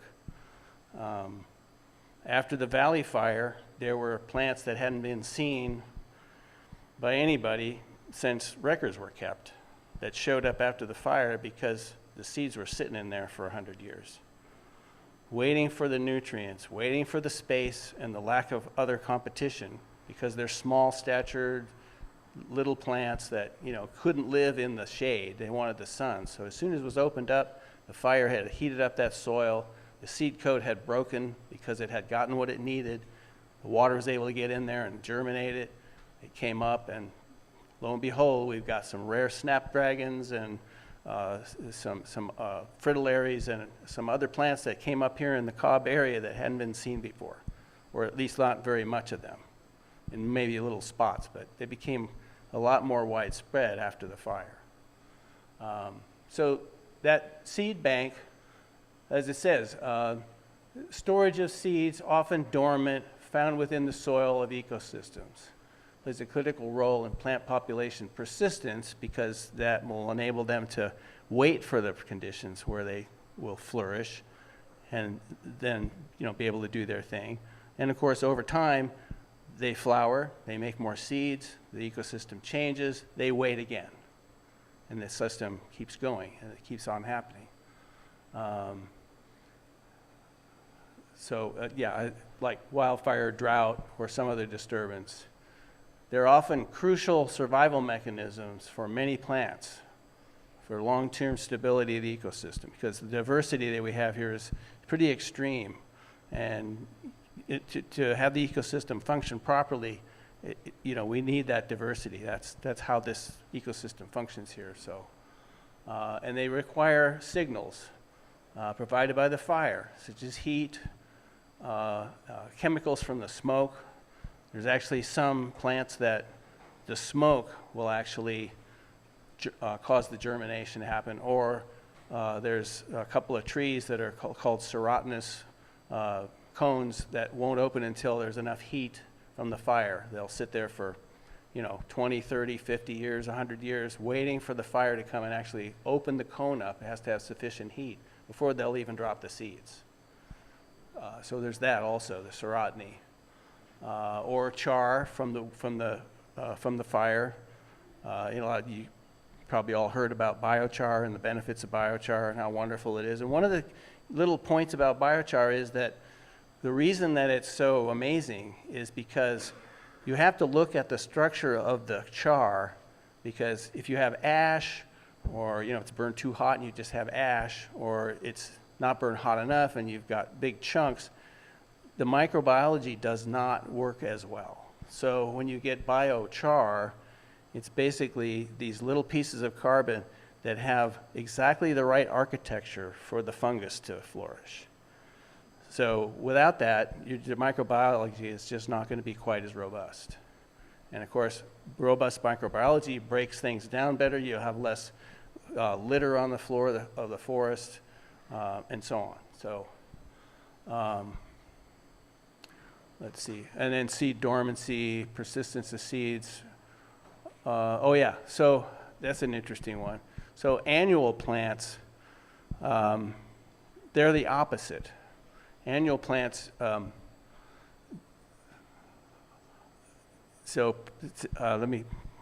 mind is going crazy. Persistent seed banks are common in annual plants. So basically when it says persistent seed banks, it means seed banks that basically don't need a signal. They don't need a fire. They don't need biochar or smoke or anything. They just keep on going every year. And that's how they manage to dominate, because they don't need any kind of special signal. They don't need any kind of special thing to germinate. They just keep on going. And why is that? Because if there is a perturbation, they're gone. So they need to take advantage every year and make sure that they keep going. And they don't have any dormancy. They have to wait. So their strategy is the opposite. Sure.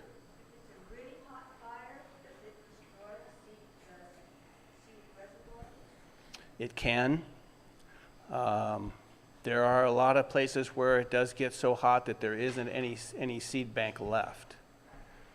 So for instance, if you've got conifer species, tall conifer species that still retain some of their seeds high in the canopy, and it was such a hot fire that it basically cooked everything down below, then it'll disperse those seeds into this sterile environment because there'll be no seed bank. So yes, that's absolutely can happen. Generally speaking, and we'll talk about this in a minute, generally speaking, fires are a mosaic. They don't have hot fire everywhere. So some spots are going to be barren, other spots are going to have a seed bank, or they'll have some retention of seeds in some of the seed trees, and then they'll be able to disperse. And we'll talk about dispersion in a minute, but that sterile area will have the ability to have seeds move into it by one mechanism or another. Okay, so we're looking at the successionary timeline. The first guys that show up are the pioneer plants. So these are the guys that move in first, take advantage of that whole open, sunny, biochar covered, or, So one of the things that I find interesting, there's a lot of people that talk a lot about ceanothus because it tends to be one of the common plants that comes in after a fire because it has a very persistent seed bank, well-distributed seed bank. They tend to spread all over the place and keep their seeds in the ground for very long periods of time. So when they wait for a fire, then all of a sudden you get this massive amount of ceanothus everywhere. Well, in the 1980s, when I was a graduate student, I actually read this paper from Oregon about ceanothus And it basically, I kind of thought in my head, well, ceanothus is a nitrogen-fixing plant. I mean, it seems to me like the reason that it exists is to heal that soil and get nitrogen back in the soil and kind of prep that for other plants. And my assumption was pretty accurate. So the body of knowledge about ceanothus that exists in terms of how that functions has been well studied. So when you think about that ceanothus everywhere, of course, you know, I understand.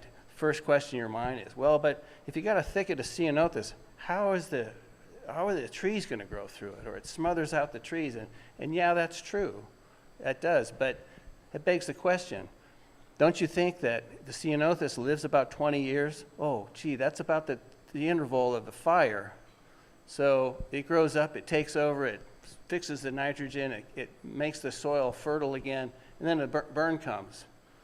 Well, if you get some pine tree seeds in there, they're going to do much better, because when the soil is devoid of nutrients, it's kind of hard for them to germinate. It's kind of hard for them to grow, so they're not going to do it anyway. They're going to wait for the right conditions, right? That successionary timeline that we were talking about. But I think that ceanothus needs to be respected a little bit more. It needs to be understood a little bit more about what its role is and why it's there. And then seed dispersal. I don't know why this particular slide got so darn small. I kept trying to make it bigger, but it wouldn't let me. So seed dispersal is an interesting thing. There's terms there that I can't even see what they are, and I can't recall the details. But basically, you've got seed dispersion by wind. You've got seed dispersion by animals that walk around and get it on their fur or on their feet.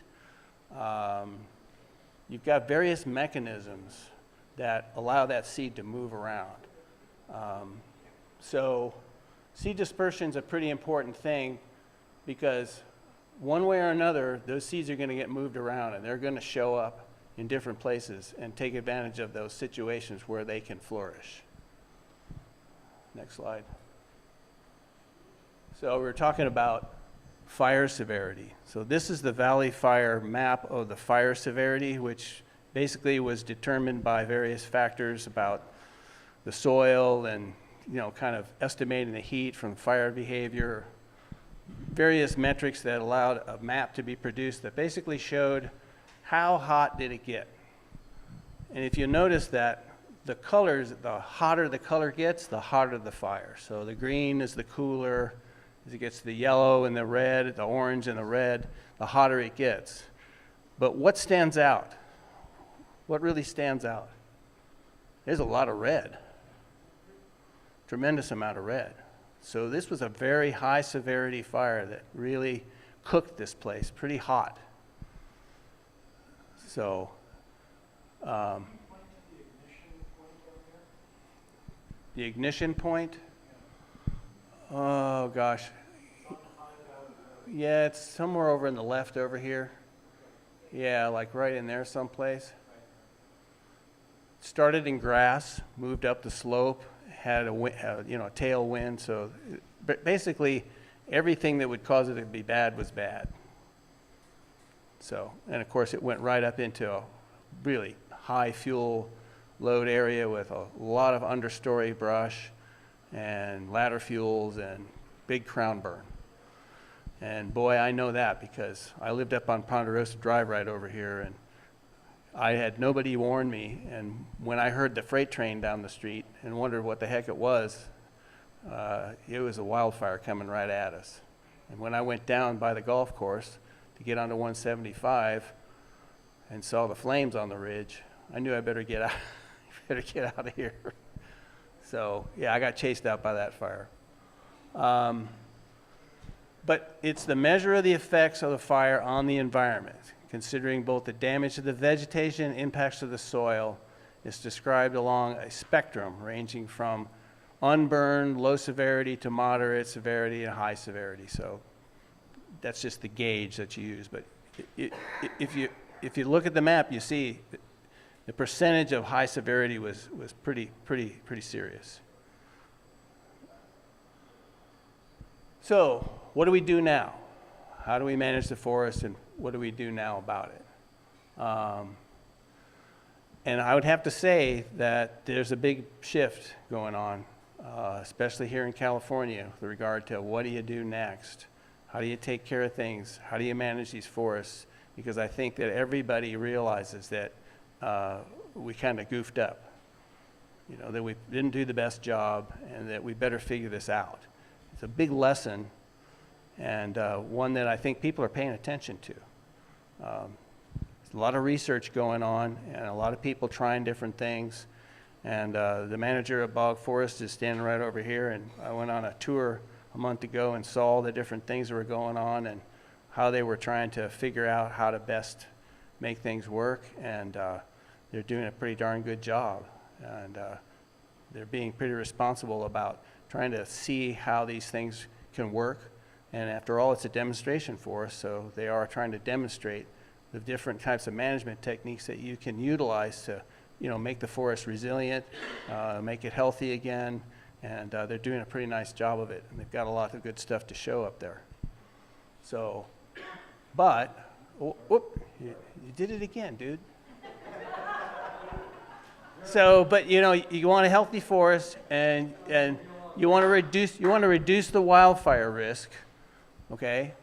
And in so doing, you're going to enhance the ecological resilience and practices like prescribed burn, selective thinning, restoration to improve forest health and biodiversity. I think that's a really key one right there, because forest management has always been a production-driven kind of a profession. Harvesting, making wood. It's an economic thing. It's, you know, it's not something that's really been very ecological. It's always been focused on how many trees per acre, even age management.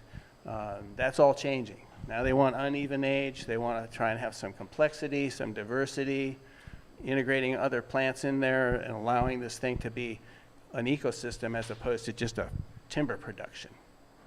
Okay, so that shift to me is huge, and it makes a big difference. And as a restoration ecologist, I can actually say, you know, they're actually trying to do restoration work now as opposed to just producing wood products. Is that what I heard? Yeah. And you've got these legacy issues. You got fire suppression for a long time, protecting that investment, protecting that wood, thinking that if you keep the fire out, you're going to produce more lumber. Because there were fires in the past, and that's kind of how the suppression thing started. Let's not let this wood all burn up and lose our money. And overstocked forests, trying to fit too many trees in. The research was all about how many can we pack in there and still get some wood. You know, it's like this balance between trying to put as many trees as possible without it reducing the amount of growth, but don't back off too much, because then you're going to lose money. You're not going to produce enough board feet.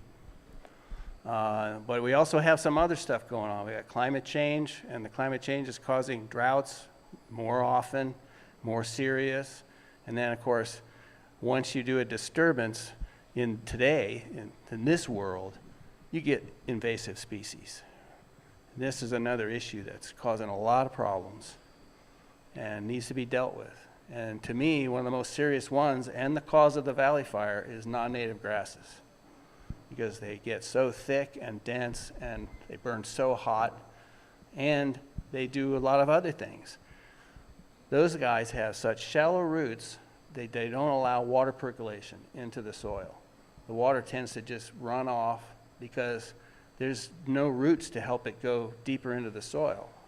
So shallow-rooted grasses do nothing but waste water. They do nothing but dry out the ground and have no real soil microbiology. They're just not doing the job. So that's a real big issue. And it's a tough one, because trying to get rid of that and get native bunch grasses back in and forbs is a pretty daunting task. Next slide. Let's see if we can get this to work. This is just a little video of, we got it to work before, didn't we? But are we going to get sound, Elliot? Oh, okay. This one? I'm just going to sit it next to the...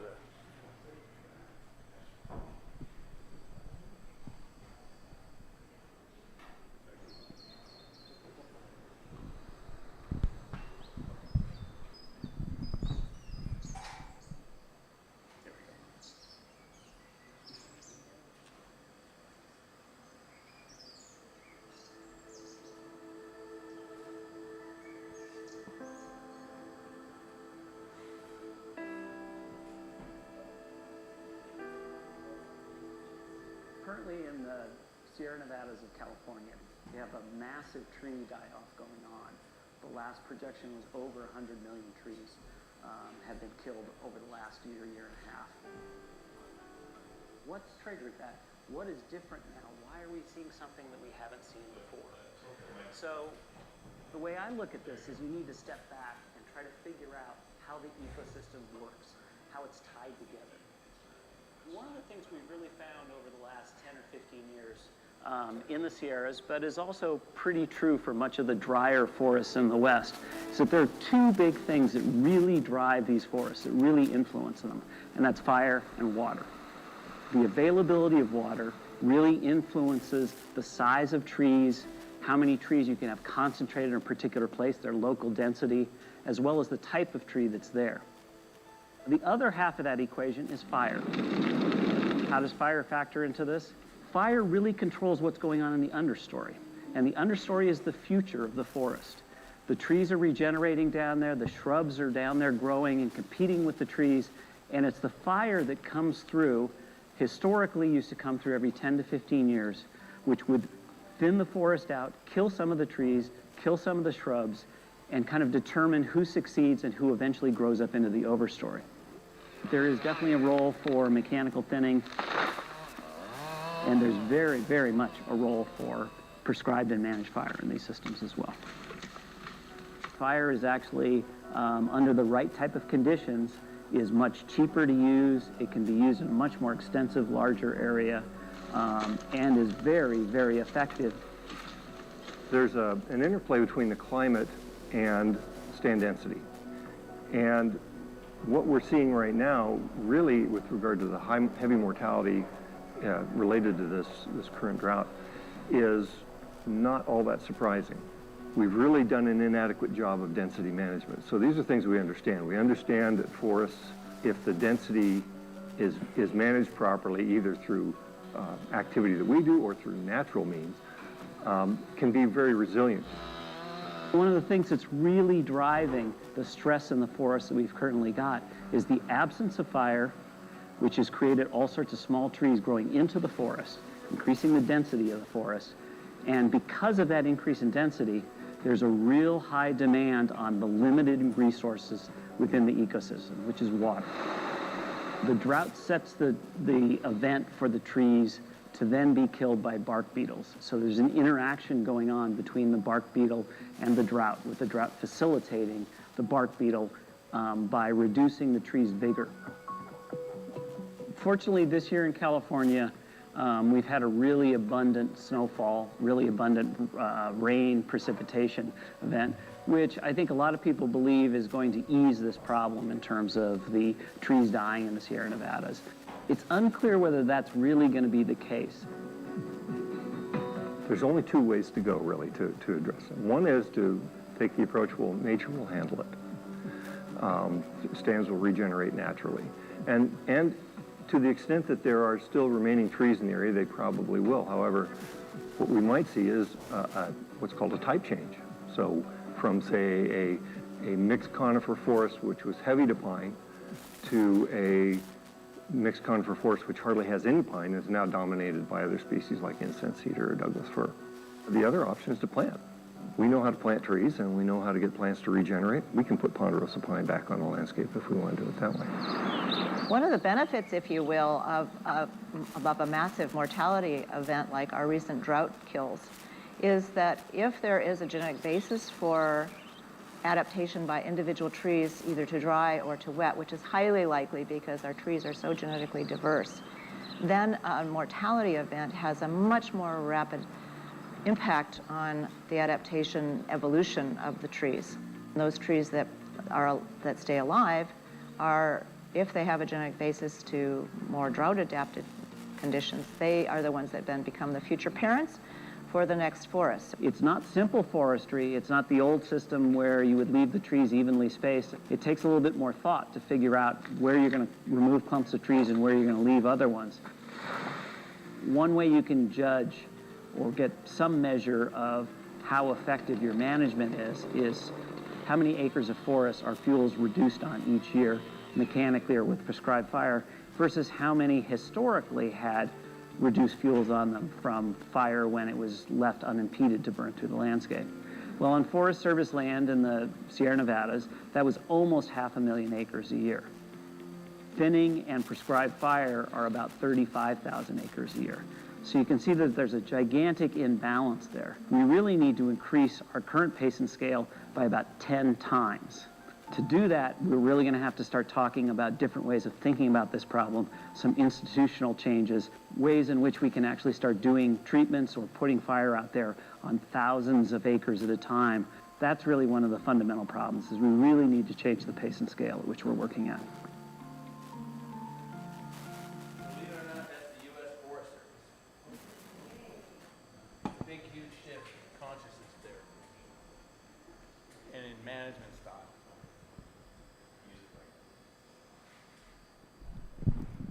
Now, I'm going to date myself. I think I've run out of time, though, but I'm going to date myself, and I want him to play that little clip right there from the movie Young Frankenstein. If it'll work. Just click on it. Is it going to work? I don't think so. Oh, darn it. There you go. There you go. Click it. It's not working? Shoot, it did this morning when I tried it. Fire is good. Yes, fire. Fire is our friend. Yes. I'll show you. Oh, well.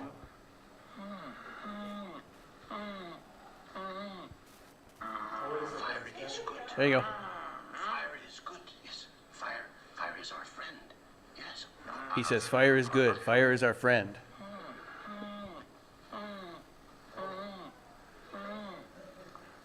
We all need to be not afraid of fire. You see. Do you have your cigar? Let me see. Yeah, the sound's not good enough. Now. Just hold it right there. No. Don't inhale. Anyway, he lights his thumb. I'm dating myself. This was one of the best films when I was a teenage kid. Yeah. Classic scene. Peter Boyle does such a good job.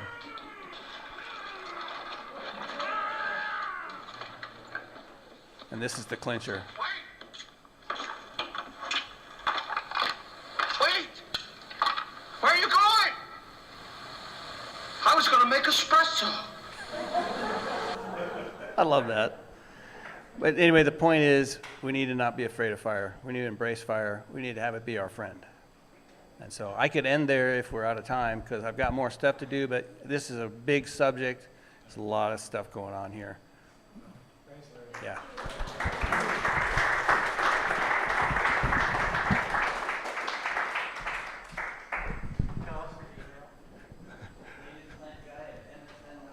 Native Plant Guy at msn.com. And by the way, you may have noticed that there is a thanks to Larry, is also has a native plant nursery, and he's brought us 100 black oak seedlings. So if you're in the neighborhood, we want to plant these babies, get them going. And that guy collected the acorns. Yeah, he got it from our neighborhood, so we're going to plant some back in. I heard, I hope you saw that Jordan, was looking for some blue oaks. So you got a couple of little blue oaks that we can get to Jordan. And if you're in some of the lower elevations, you also brought some valley oaks, which are, they're not going to do as well in my neighborhood, but if you're in a valley oak neighborhood, we got a few of those as well. So thank you so much, Larry. I also want to, just reinforce this what we're seeing happen really is this merging of traditional knowledge and contemporary science. I mean, in the work that we've been doing, we keep working with the ecologists, riparian ecologists, stream ecologists, and they say, you know what? The more we learn about it, the more we understand that the native practices really had a, they actually had it right. So we're looking for ways in the workshops that we'll be doing over the, over the coming couple of years in this project. We want to, we'll have workshops where you can learn more. We'll be able to go onto the landscape and learn these practices. And so we encourage you to just stay in touch. So, okay, it's lunchtime. Lunch is served outside. Enjoy the booths. We'll be back at 1 o'clock for another series. We'll be doing, after that, in this room, we're going to be having a presentations from 3 different folks in our community who are managing their forests. And it'll be really interesting to see what they're doing, including Richie Booker, who's the CAL FIRE manager at Boggs. We've got Scott Parody from the Ecology Arts, Loch Lomond Arts and Ecology Center, and Peter Hess, whose family has been managing their acreage for a couple generations. A few different approaches. You get a sense of the different kinds of management that's already ongoing that we can learn from. We're also going to have, in the other room, we'll have a presentation about the state of fire insurance in California today. Again, remember that all these are being recorded and will be available on our website, within a month.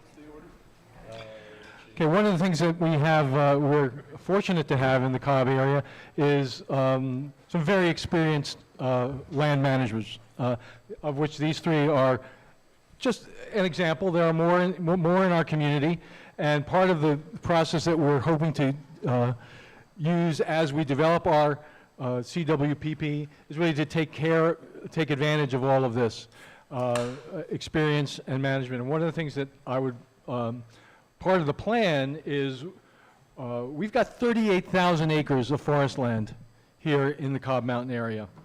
That's a lot of acreage, and the thing about us being a very mountainous, kind of topographically diverse area is that each little nook and cranny is different. It's different in terms of its slope. It's different in terms of how it's affected by wind. It's different in terms of its, what kind of ecological regimen is prevalent there. So one of the things that we're hoping to do over the next 2 years is to do a comprehensive survey of the Cobb Mountain area, because frankly, we don't even really know what's out there. There are a lot of databases, there's satellite imagery, but what's actually out there today is something that we really, if we're going to have a real community wildfire protection plan that has prioritized projects that we need to take care of, we need to know what's out there, and we need to be able to make decisions about where to best focus our resources. So over the between now and the end of the year, we're going to be instituting a program. We're going to actually bring community members in to be trained on how to actually go out and look at the forest. I mean, we've had some examples from, particularly this idea of what does it like to look at landscape through tribal eyes? What's it like? What does it look like to look through an ecologist's eyes? We'll hear a little bit now about what does it look like to look through someone who's actively managing a landscape. All of that is we're going to put into a training program and we're going to try and recruit a bunch of folks to go out over the next couple of years so we can take the maps that we have and do a detailed analysis. Okay, where are our trouble spots? Now, there's a way in which some seem to be obvious. I mean, I don't know about you, but every time I drive by Mount Hannah and look up that slope, it hasn't burned in, in living memory, and it's dense up there, and it's right on the way to, that corridor over to Loch Lomond. That's, that's a scary area, but frankly, we don't know what the rest of the landscape is like. So we would like to, continue to build our local knowledge, build our local expertise in terms of understanding really what our landscape is like here.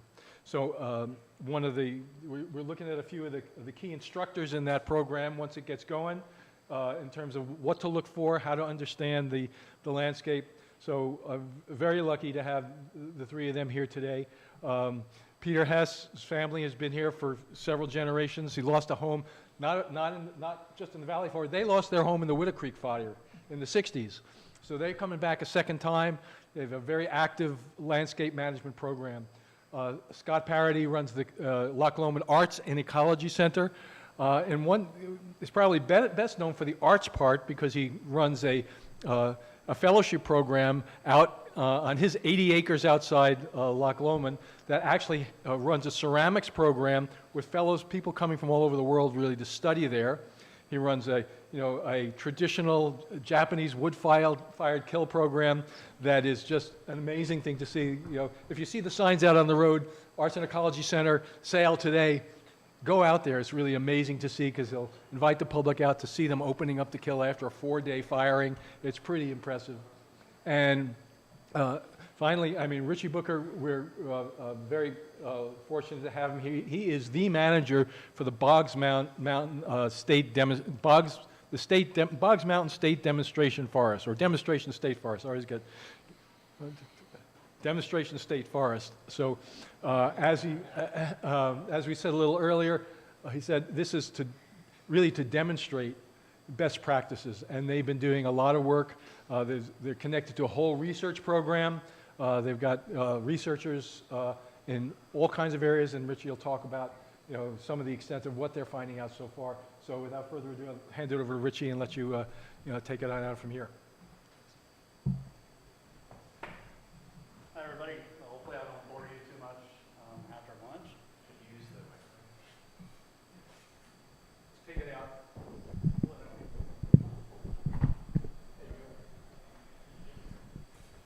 So for you all that don't know me, my name is Richard Booker. I'm the Assistant Forest Manager for the Boggs Mountain Demonstration State Forest.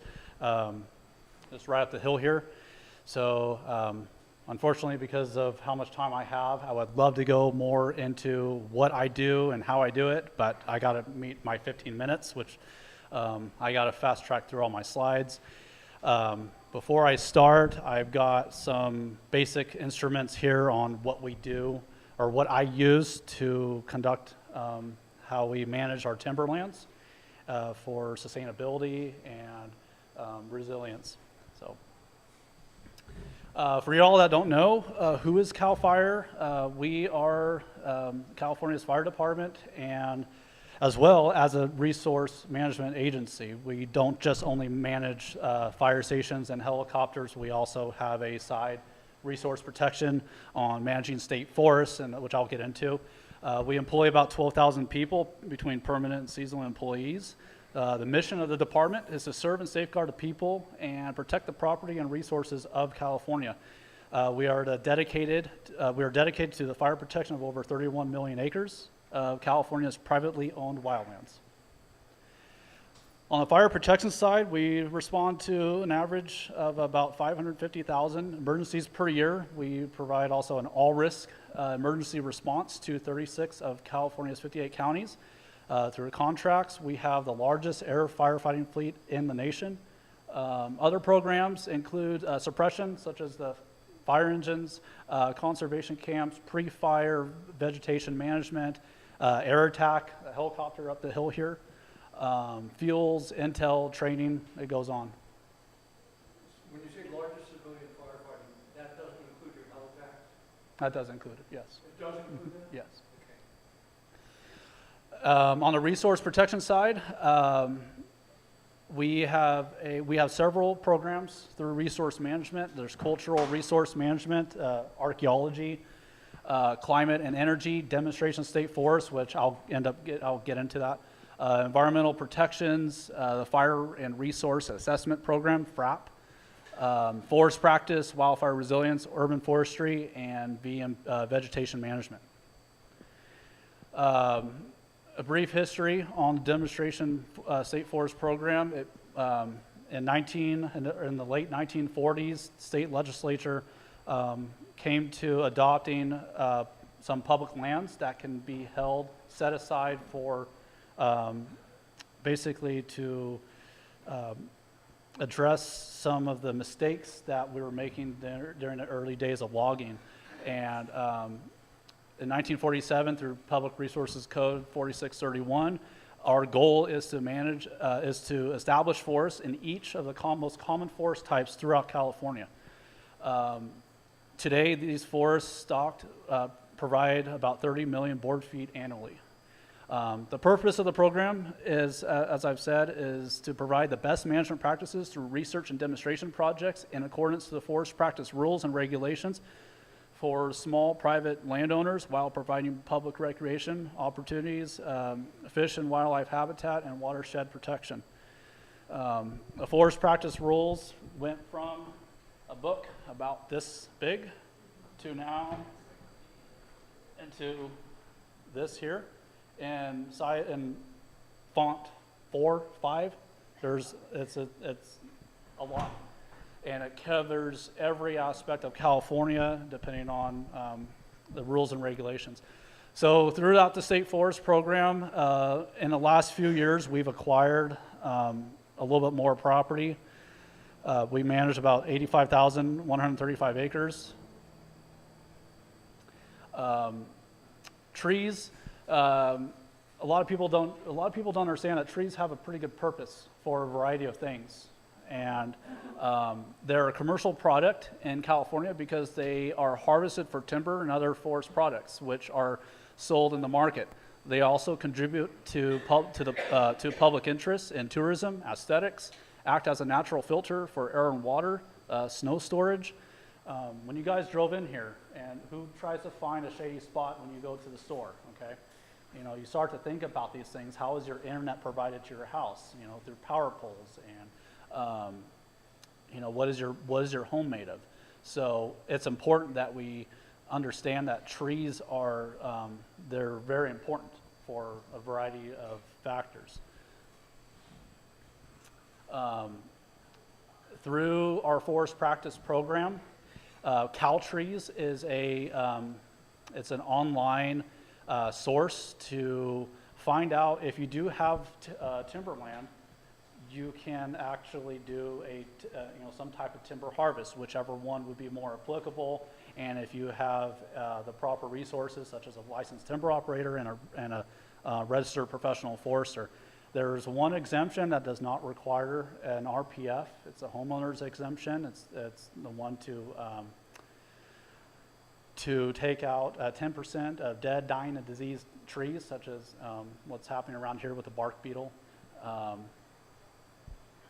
But it's really important to get a registered professional forester involved with anything more than that. A lot of people misinterpret the state forest as a park.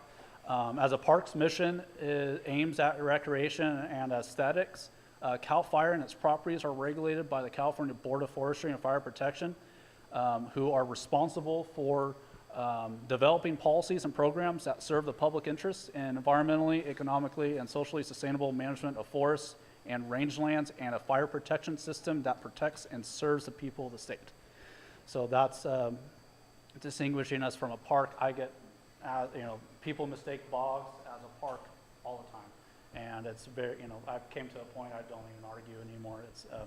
It's just because we don't do enough education, but there's a big distinguishment between a park and a forest. We demonstrate forest practices through timber harvesting. A park is more aesthetics, trails, and whatnot. So this is the bread and butter of the state forest program. Our state forests are sustainably harvested using a wide range of silvicultural prescriptions and harvest systems developed by a registered professional forester. Whether it's salvage logging after a fire, or if we're doing simple thinning of smaller material to help grow our more vigorous trees. Bottom right is an example of how we extract some of those trees off properties, and we put them on a logging truck and have them milled. The best way, good forestry, is utilizing our forest products instead of putting them all in a pile and burning them. We try to use as much as we can from someone technically someone picking up pine cones you need a permit for, all the way up to taking trees out. So trying to utilize the land, try to utilize forest products is my goal. Having all this stuff piled and burned is not really exactly what I want, but Unfortunately, because of how the lumber market fluctuates, sometimes when I get a stand of dead and dying trees, I'm not able to ship that off to the mill. It becomes a fire hazard to communities. I end up having to cut it all down, put it in a pile and burn it after 80 years of taking care of forest land like that. So research and demonstration, the bottom left is actually bogs, reforestation practices, which the Fire Research and Assessment Program have developed several plots on bogs, mountain state forests, using a variety of treatments and what makes trees grow. How many trees is up to what the landowner wants. Forest health, for an example, is another one. This is a forest that we recently acquired in Shasta County. It is overstocked. And utilizing some of these instruments, this is called an increment board. I wish I could go into every single one of these tools to show you, but each one of them is 5 minutes of talking. But we bored into a lot of these trees to determine if they're growing at a reasonable rate. A lot of these trees here are quite old and they're in small diameter, meaning the forest is choked out. So we hope that in the next year or so, the RPF that's in that area is going to write a prescription to do a selective thin through here and help grow these trees and help keep the understory to where we have a future growing up as well. On the Jackson Demonstration State Forest, I'm going to highlight them for a minute. It's our largest forest, a little over 46,000 acres. They have a watershed experiment, a watershed restoration research going on. It's basically at the top is how we used to log. We used to skid logs up streams and rivers. We floated logs down active rivers, and we kind of degraded the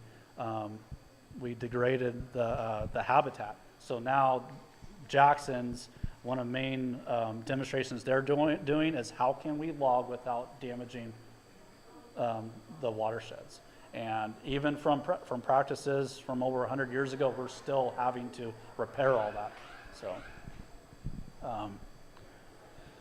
So I'm going to go over the state forest real quick. Latour State Forest in Shasta Trinity, in Shasta County, it's 9,000 acres. They promote Sierra Cascade, mixed conifer, and troofer.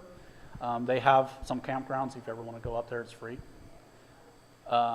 This is some of their projects. Bottom right is their staff. That's who they've marked trees to be cut. Bottom to the left, they did a prescribed burn. Bottom right is another active logging operation. Jackson State Forest is located in Mendocino County, a little over 48,000 acres. They promote the growth of coastal redwood, Douglas fir, and timber sale prep, research, recreation. There's 83 campsites. This is just some of their pictures. They have, they do quite a bit of different studies through, again, watershed restoration to silvicultural thinning, and research if what their forest practices are doing, if it's actually doing good for the trees. So in the future, we can essentially cut them down, and hopefully the new growth will take its place, and they can get a program that's sustainable. Mountain Home in Tulare County. There's any state forest I would recommend visiting. It's this one. It's a little over 5,000 acres, South Sierra mixed conifer. There's some campsites up there. They were impacted by the 2020 Castle Fire. A lot of their sequoias were completely destroyed. We also hold some of the largest giant sequoias in the world there. So it's a beautiful place if you ever get the chance. Bottom is some of the aftermath. It looks a lot like bogs after the fire.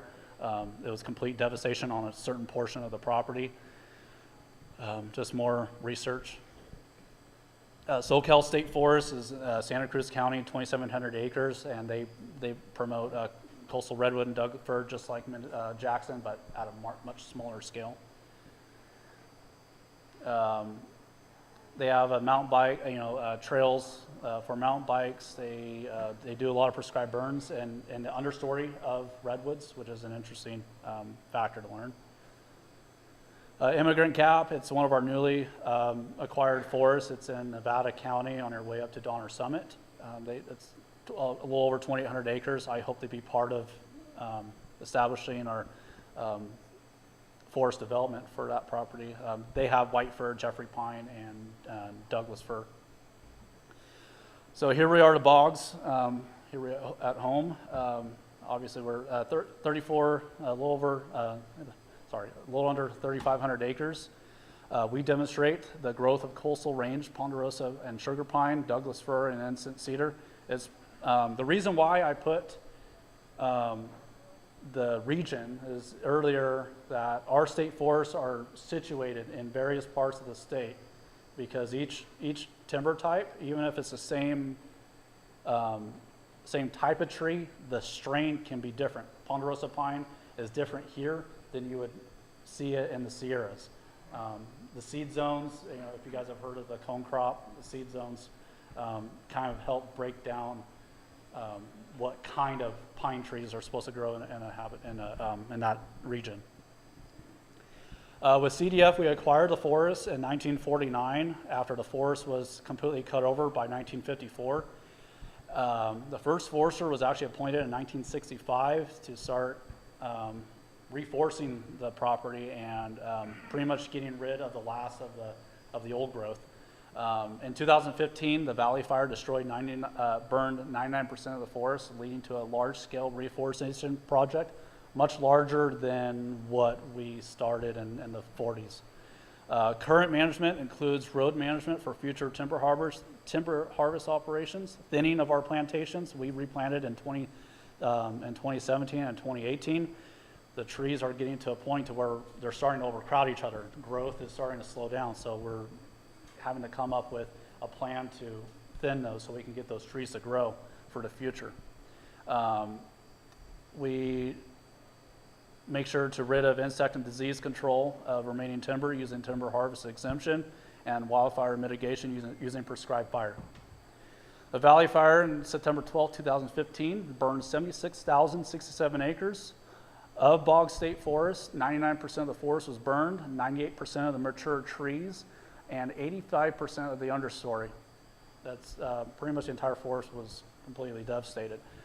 Between 2015 and 2016, we harvested right around 20 million board feet of the burned trees, and we shipped all the wood to mills to make sure that that wood got utilized to build houses, schools, textbooks for our children, and not having to pile and burn a lot of it.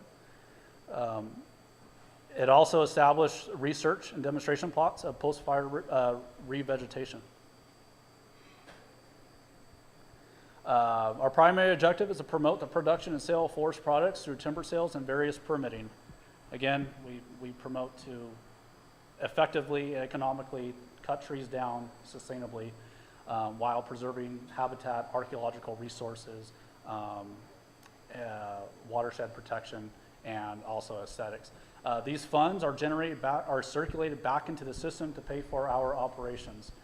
Arguably, part of the program is not taxpayer funded, and because of that, the demonstration state forests, we can't, as a tax-paying agent or tax-paying forest, tell the private landowner, well, this is what you should do. Well, it doesn't make sense if if you're getting tax-paying or tax funds to do a project that a normal small timber landowner would be using the funds from forest revenue. So that's why we're very small scale in funds because obviously the lumber market fluctuates. Various things, projects we do on the forest. Now and then we get a slip out on some of our roads. Very costly, so that's why having roads properly built, having good drainage, having roads sloped, good drainages that are cleared out, your culverts are the right size. We're doing, we did some prescribed fire, did some demonstrations on some thinning of one of our first year plantations.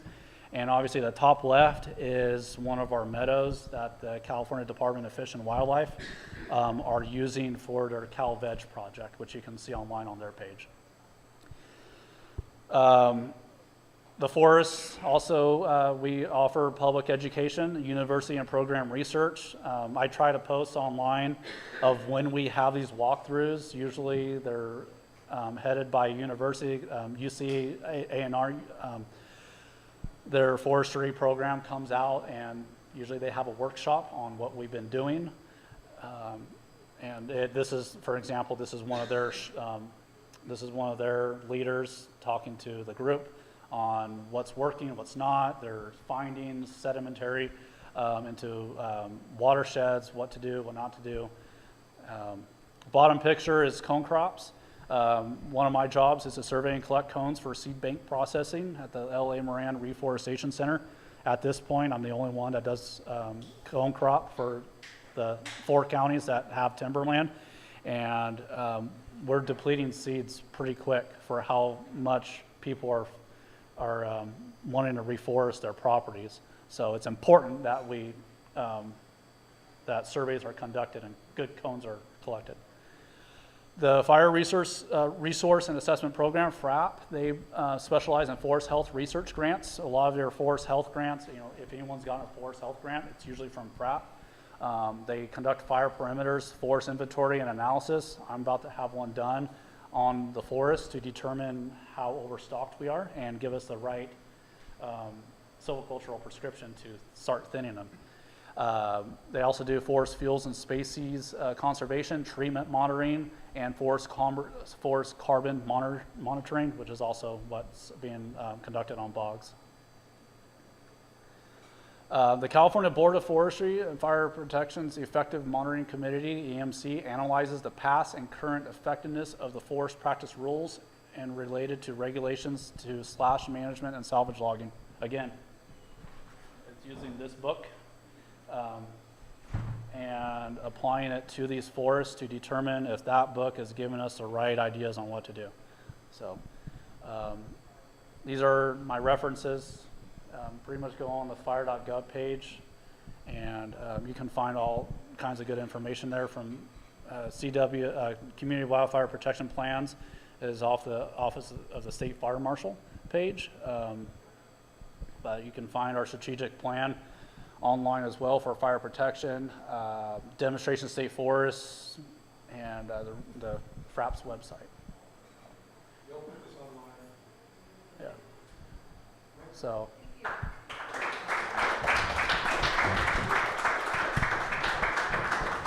got one question to add. Any plans to open up the campground again?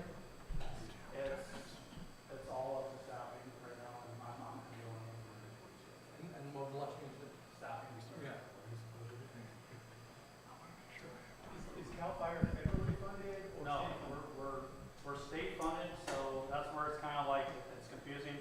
So like our roads are graded by my unit, which my unit is taxpayer funded versus, for example, the forest projects that we do are usually from self-funded off of the state forest of how much revenue we get from timber harvesting throughout the, out of the 14 state forests, only 5 of them have forest management plans for active forests, and we do some management to gain revenue.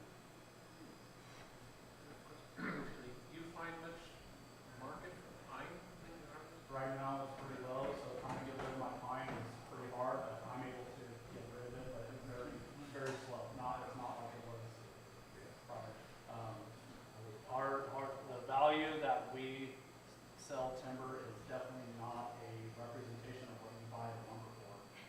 The lumber market, wholesale lumber is not, it's 2 different things. I get that a lot. This might be a hard one. We actually have 2 more presentations to do before the end of the session. If we could continue.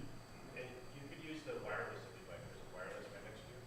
Yeah. Okay. Can I ask a quick question?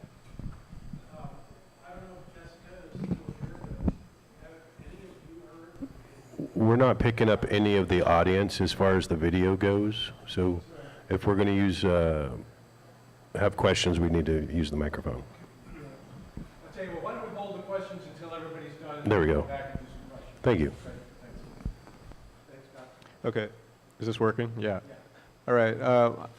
I was just going to have this run behind while we were talking, but I'm going to go through some things really quick. Well, no, just stay on it. Just a sec. So anyway, this property is 80 acres in Loch Lomond to the west, and I got it from a logger. And when I got this property, of course, I fell in love with the same thing probably you all did. It was beautiful forest land, even though it had been logged right when I got it. Still beautiful. And I didn't know much about managing it, but I was growing trees at the time. I had a little native nursery and had been studying environmental things in school, and so I was very interested in it. And I did my first burn. I kind of wanted to just be empowering to you all, because there's been a lot of good information today, and I could spout on that too. But like the first burn I did was in January of 2000, and my uncle was a fire chief down in Deer Park, and my grandpa was a fire chief in St. Helena. And I asked, you know, like, I'm afraid I'm going to go up here and start a fire in the forest. And this is January. There was snow, patchy snow on the ground. And so if anybody's afraid of burning or hasn't done it, you can go from, you know, being afraid to having a very small fire to really successfully managing your land with fire, which I believe is the only way we're going to be able to go forward here. You can go ahead, sorry. Could you introduce yourself? Okay, yeah. So my name's Scott Parody, and I teach also at Sac State. I teach art, ceramics, and we built this smokeless wood kiln there.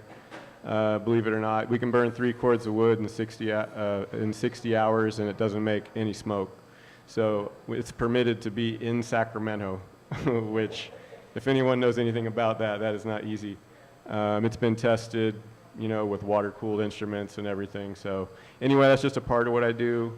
And then I created that art center in Loch Lomond, which is kind of related. We usually have 8 to 9 artists that live and work there throughout the year. This is just some of what we use, the resources on the land. We try to make use of the beetle kill wood. I do a lot of thinning of smaller wood as well. Most of the big trees that get cut are trees that have died. But my son mills wood, and we process all the scraps, and basically only the smallest things get burned in open fires. This is just a picture of the wood barn. So the most I've used in 1 year, we used about 100 cords of wood. So, which is that whole barn filled 4 times. So anyway, that's firing our kilns. We heat all of our 3 buildings. And the biggest kiln that we just fired, finished this week, uses about 12.5 or 13 cords of wood each time it fires, which is, those are half-cord crates, so you could do the math. That's about 25 of those crates. This is some of the artwork I just thought I'd show. It's heavily inspired by, you know, a connection with the land, my working on the land, also the trees, all those trees on all those cups. They're all like, I feel like I know them. They're like, they're not from drawings, they're just from experiences, you know, in the woods. And I love, like, even just out here in the parking lot and looking west, there's 2 big pines. And I always think of my time in Pine Grove, where I've walked around and you see what happened. You know, like, if you can read the woods, like 40 years ago, all these trees have a kink, you know. There was a huge storm, you know, I asked about, yeah, there was this huge storm. And you can see these 2 big ones right here where the top had broke and they've straightened out. So I like to represent those things, because the trees, you know, they have to overcome a lot to get old, and that's what I'm trying to achieve on the land. So this is an example of thinning. So I walk into these places and, you know, I realize that 70 to 90% of the trees have to get cut down to try to achieve some sort of health, some sort of balance. And this is for pests, for drought, you know, for fire, of course. So it's a lot of work. And that's fuel. This is an area that I just did this winter. Douglas firs with, you know, a lot of stuff on the ground. Just walking around to even start cutting is really hard, because there's so much stuff on the ground. And then it's really a chess match to get trees to fall. There's so many trees so close together. You have to, like, if I want to cut this tree, I have to cut this tree that way, that one that way, this one this way, that one that way, then I can cut this one that way. So, yeah, so anyway, this is just a before picture, and then this is a beetle kill area. I've had some big areas of beetle kill over the last few years, especially those 3 years of drought in a row. This wood, all this wood you see got cut up, bucked up. Anything that's probably 4 to 5 inches or bigger goes into the kilns. Smaller stuff gets burned in piles in place. This is just thinning, actually, a big, healthy Douglas fir stand. You can see the scale of logs. There's a little person back there helping, a couple people walking around. Those are actually the artists that work with me, so they come and do maybe 8 hours a week of helping me in the forest. So they learn how to burn and manage the land while they're there, and that usually influences their art making practice as well. That piece, that one thing, that is one of my sculptures down there. That's a big wall tile that is actually an imprint of a bunch of logs that were burned in the valley fire. So they were all laid out, and that's a big piece of clay that was printed onto them. So if you saw that in person, there's a lot of detail. Are you just doing that with your resident parties only, or Mostly, I have had classes there before, but currently it's mostly that. But we do offer workshops and things. Yeah, go ahead. This is just a random picture of burning in that area where it was really thick before. I try to leave other species when I'm in a dense place of all one species. So most of the smaller trees that are left are maybe, there's a live oak, cedar, different things. I'm always trying to manage for diversity as well. So that's a big part of what we're doing there.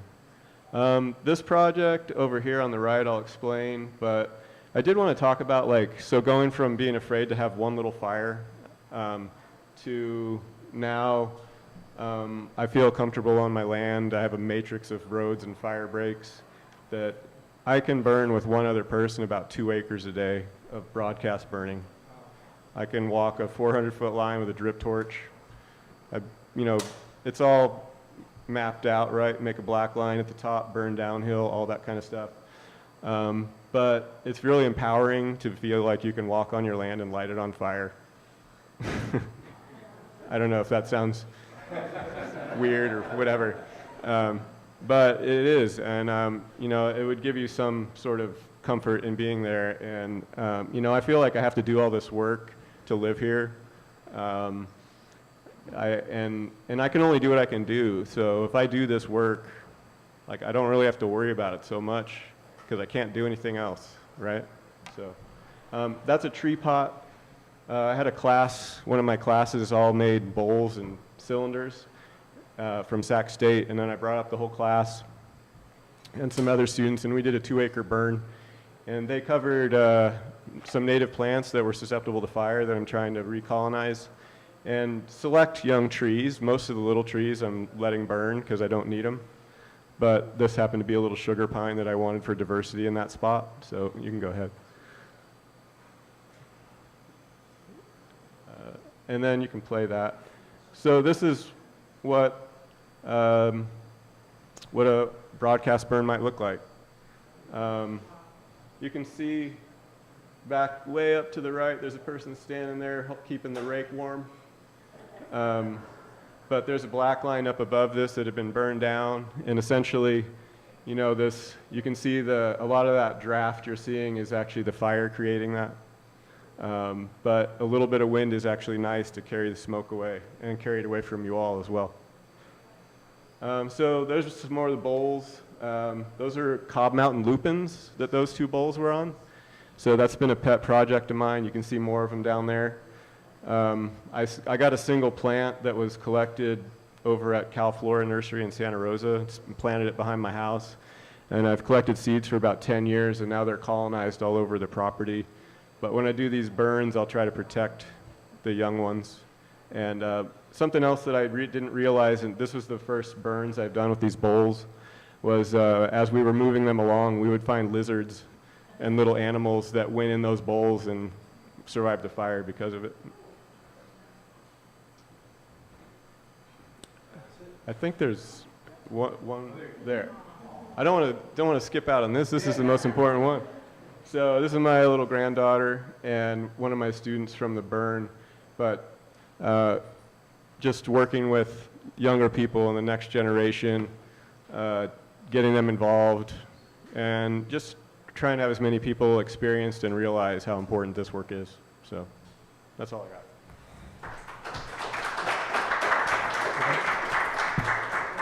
What are the hours? What's that? When do you open? We're open by appointment, and we just had an open house last weekend. We are going to be setting up some demonstration forest work too with Elliot's help. In the fall. Howard, the Okay, artist- unfortunately, I don't have any slides to show. I did bring one show and tell, and I thought I would start with it before I get my hands too dirty. This is a flamethrower that I bought this year, which actually Paul Duncan told me I needed a permit from CAL FIRE to operate that, and I think he was being humorous about that. When our house was rebuilt in 2018, and the builders left, they had all this wonderful gravel around the house that was bare gravel. By year 1, there were a few grasses. By year 3, there were thistles. By last year, 7 years after the fire, it was impossible. So I had a drip torch that one of the people in my church had called Peter's drip torch of justice. So I decided to buy this, and I call it my flamethrower of righteousness, attached to a propane source. I could put out a 5-foot flame, and I got all that gravel back to exactly the way it was when the house was built. So this is now, I told my sons, this is part of our rota. What we do on a yearly basis is incinerate Zone 0. And I don't need to go through Zone 0 for this group here, but it's exceedingly important. So my name is Peter Hess. I learned to read right behind the gentleman there in the white shirt in that corner of the building. I was at the Cobb School in 1962, and Stephen Strickler and I don't know whether Jake is in the room, but his dad, Stephen, and I were the only 2 first graders, and my father learned here in 1935. So we've been around for a long time. And what I would like to focus on, since Scott and Richie talked a lot about the mechanics of it, is the sociology of owning property. And this sort of goes back to what Jordan and some of the others were saying this morning, that a lot of Americans have a very short time frame of owning land. My family, in 2039, we'll be celebrating our century here, which puts us well short of the Prather family. But there are a lot of families that have multi-generational ties to the land and love to the land. My wife and I have an older son, Michael, who became a firefighter, although now he's taken a leave because he's got his own corporation in the city. And in July of 2021, I was coming back from Mount Lassen, and Michael called and said, "Can you meet me in Corning for dinner?" They were being demobbed. He was with a Lake County strike team. So he was excitedly telling me all about being up on the Dixie Fire, and then he said, and one of the things they had me do was stand watch duty. And so he was telling me all about watch duty, and then he said, by the way, I'm working with 3 other guys on a project for tracking fire, and I think I'm going to tell them we should call it watch duty. So that's how the app got its name. And then our younger son, Robert, became firefighter type 2. He went through the wonderful training that Terra puts on, and I highly recommend to any of you who want to do this, go to the Terra training.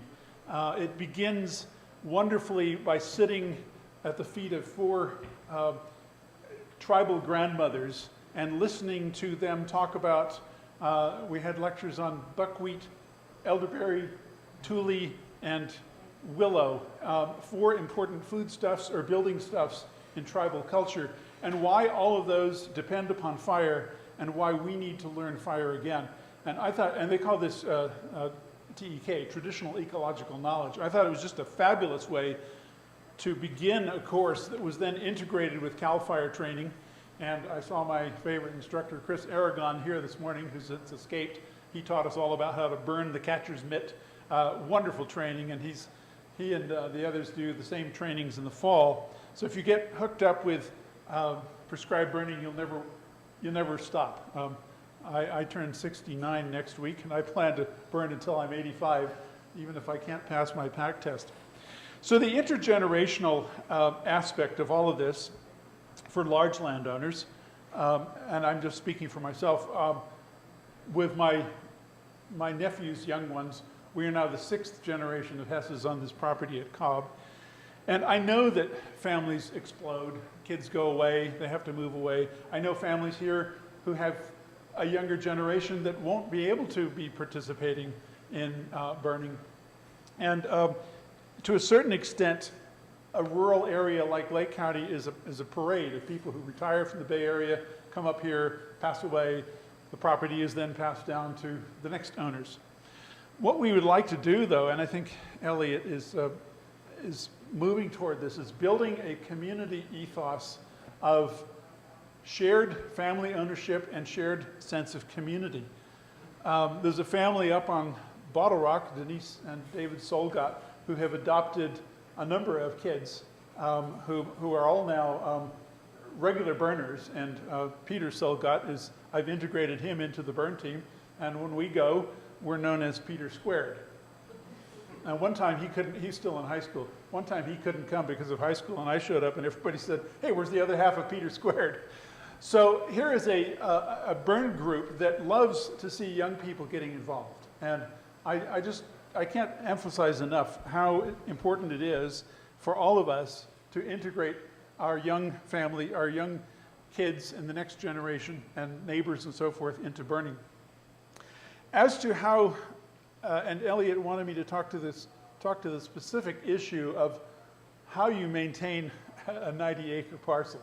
Now, my grandmother bought 40 acres in 1939 for $15 an acre, and the adjoining 40 was sold to the other friends of Seda Smith, who was the grandmother of Grant Jordan, and I don't think Grant is here tonight.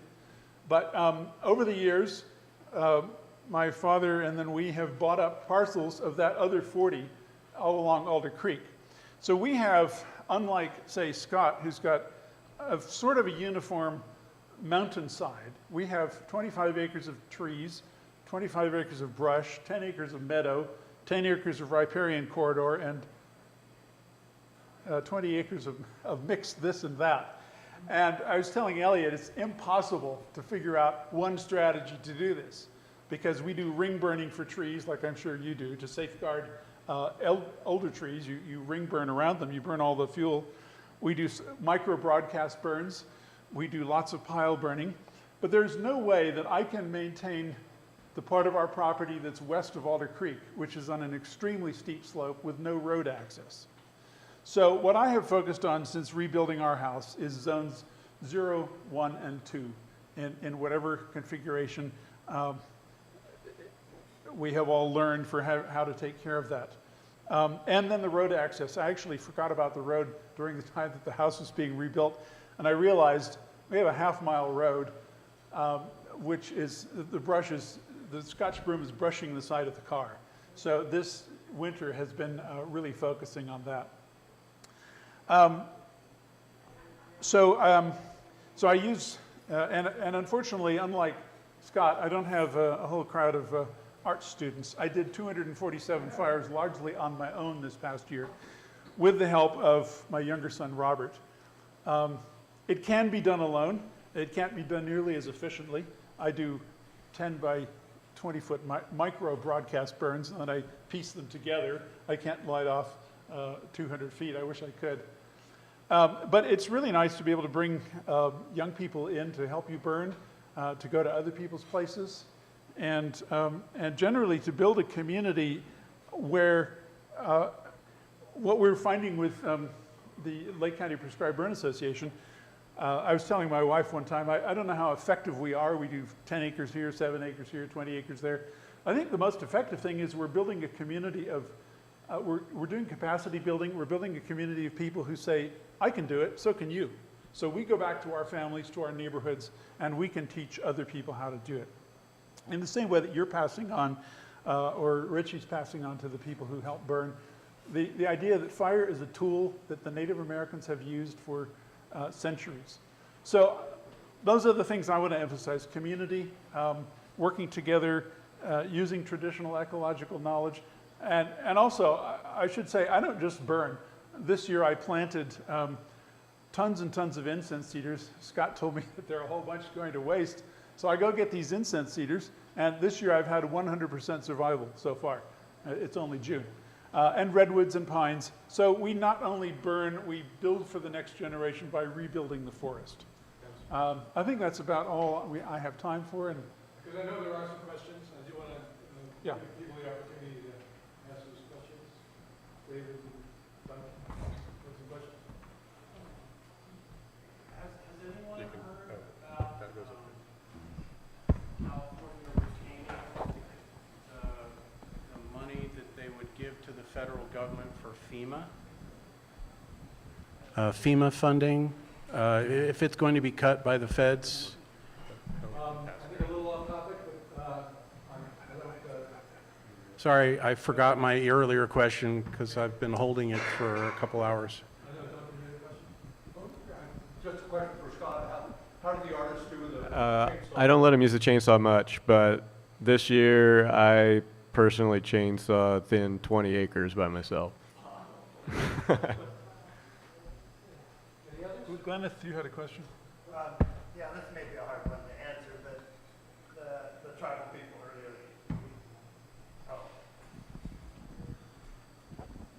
The tribal people earlier talked about the history of fire remediation and all that, and how it's quite contrasting to at least our history with our, you know, for lack of words, our existing policies through our fire services, whether it's CAL FIRE or whatever. And he said also you're working in collaborations. I'm just curious where that's at with the collaboration. Is it a high percent? Is it, you know, how, just, I was just curious in perspective. It's a complicated one. You don't have to go into No, that's fine.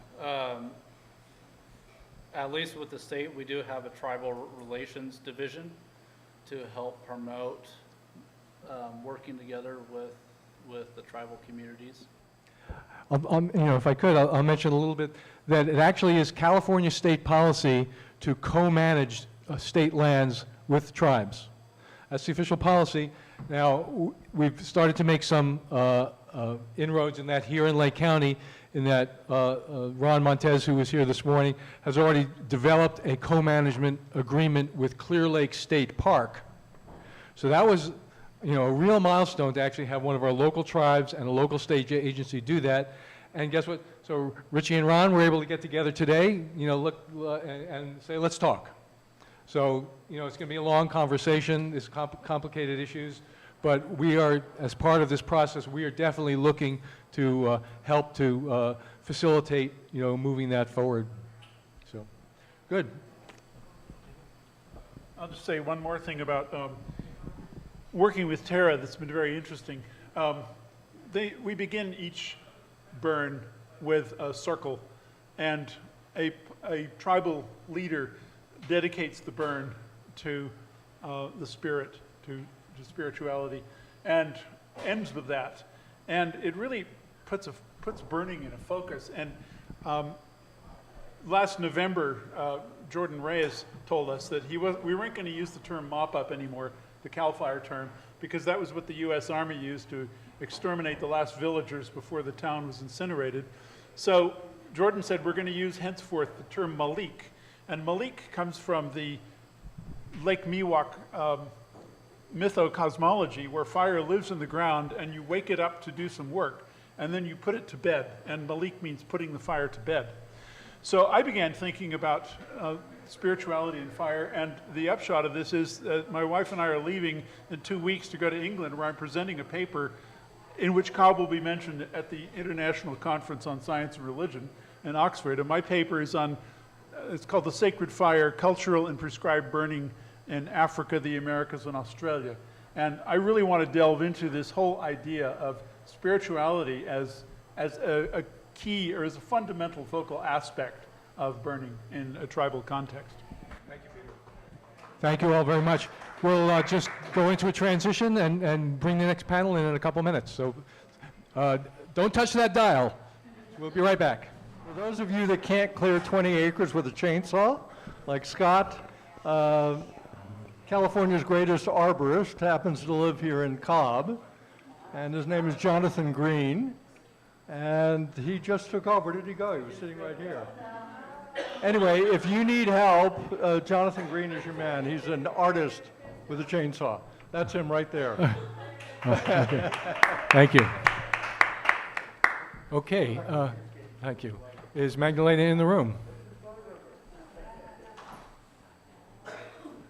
Okay, well, this last panel is, I like to think of it as something of a sum up of, we've heard a lot of different things about the landscape, we've heard a lot of things about burning, a lot of things about forests and culture, and we really wanted to do this last because we want to think about, well, what is it going to take to actually bring it all back home?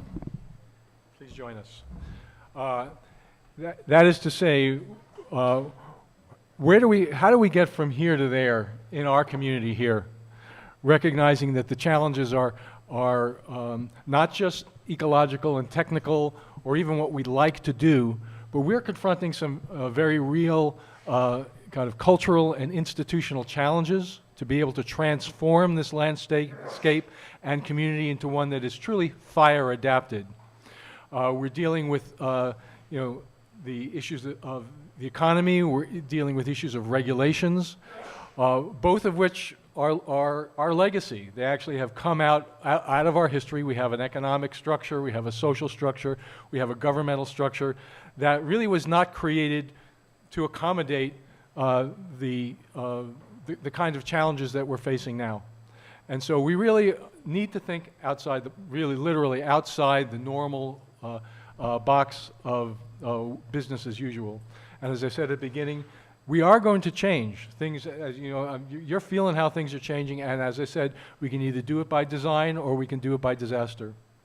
And I'm very pleased to have this group with us here together. It's going to be a little bit of a change of pace. First, Jeff Lucas, who's the principal in Community Development Services. He's been doing economic development and small business development in several counties, this whole county area. He does work in Lake County, Colusa, Yolo, Mendocino County, and he was, definitely one of my teachers in terms of, the grant process and how to work the intricacies of particularly the state funding world, which is, intense and bewildering and, requires expert native guide to get through. So he's just also very savvy in terms of moving through the business development process. Also pleased to have Robert Thomas with us, who is a local, creative, entrepreneurial energy here in our community, really looking to see what are the various elements that we can use to help support a local, what we call a circular or regenerative economy, recognizing that it's not just about the money, and it's certainly not just about getting a market rate return on investment. We just need to be able to have something that works for us all together, meaning the people who do the work, the people who benefit from the work, what can we all do to make sure that that works?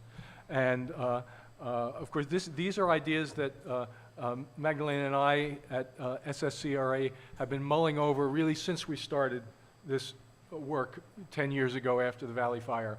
How can we actually help find new ways to work for our community that will enable us to do what needs to be done to transform our community into a fire-adapted landscape and a fire-adapted culture? So with that, this is going to be more of a conversation. I'd like to ask Jeff if you could just start you look startled. Yeah, to talk about, what are the kinds of challenges? We are a relatively small community, and it's not like we're a hub of industry or a hub of business. How can we start to think about building a small business ecosystem here in the Cobb area that can do the kind of work that needs to be done? Any thoughts that you have just to kick us off about that? Any thoughts whatsoever? It's a miracle for me, actually. So Well, I was thinking about this. First off, I want to compliment this entire community.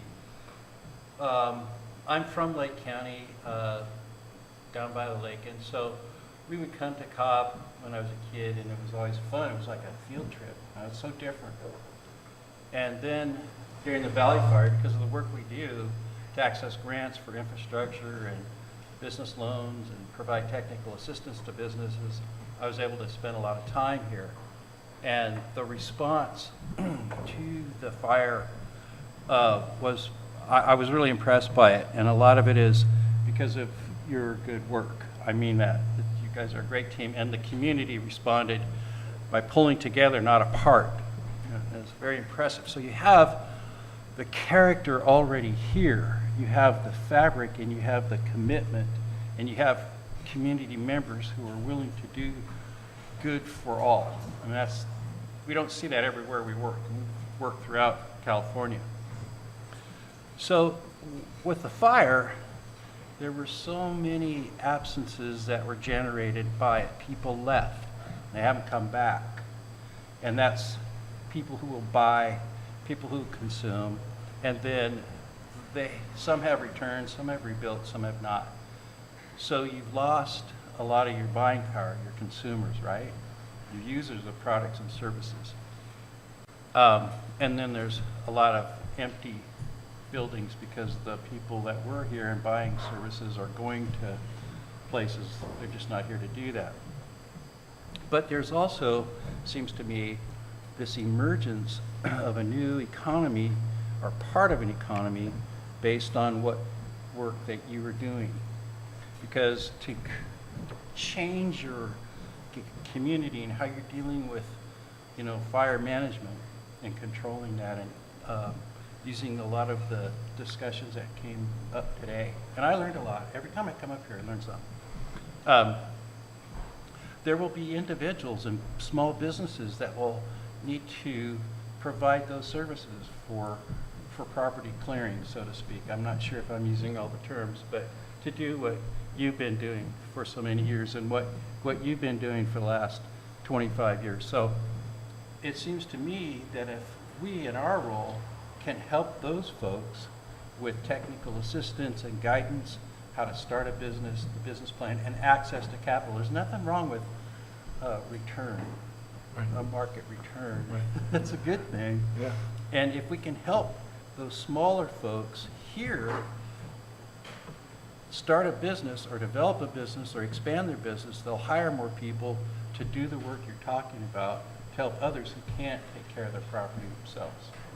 So I know that's real fundamental. It's not any big mystery deal, but that's something that we can do, and there's no cost to the small business owner operator. These are funds that we get through grants. We apply for the grants on behalf of the county, nonprofit organizations, and then we do the work to help people. And then we also have small business loan programs. It's like 1% financing that we can help get people started. And then once they're up and operating, what we like to do is step down and have the bank pick up the financing. Excuse me. So those are some of the things that we can do. I'm really not a big picture guy in a lot of ways. I kind of see how things work and how all the parts make the whole. But what I really like to do is help the individual parts come together. And that's through technical assistance and financing. So that's what we're all about. So when you say technical assistance, Jeff, what kind of technical issues? Yeah, I can give you an example. So we have people who will help you with your permit if you need permitting. We have several businesses here we're working with now. I'm trying to think of one that's best with an example. This is a gal. She has a business. It's a really good business idea, but she just has the idea, and she's been helping people with what it is she does, but she doesn't know how to put the parts together. How do you keep track of your money? How do you know if you do this full time rather than keep your 3 part-time jobs you have if it's going to, feed your family?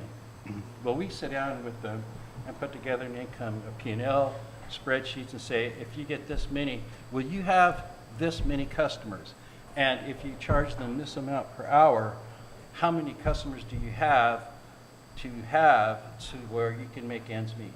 Right. And that's just sitting down. It's not really exciting, but it's sitting down and going through the numbers, right? Right. And then, okay, so this can work because there really is that many customers out there for Right. what you do. Okay, great.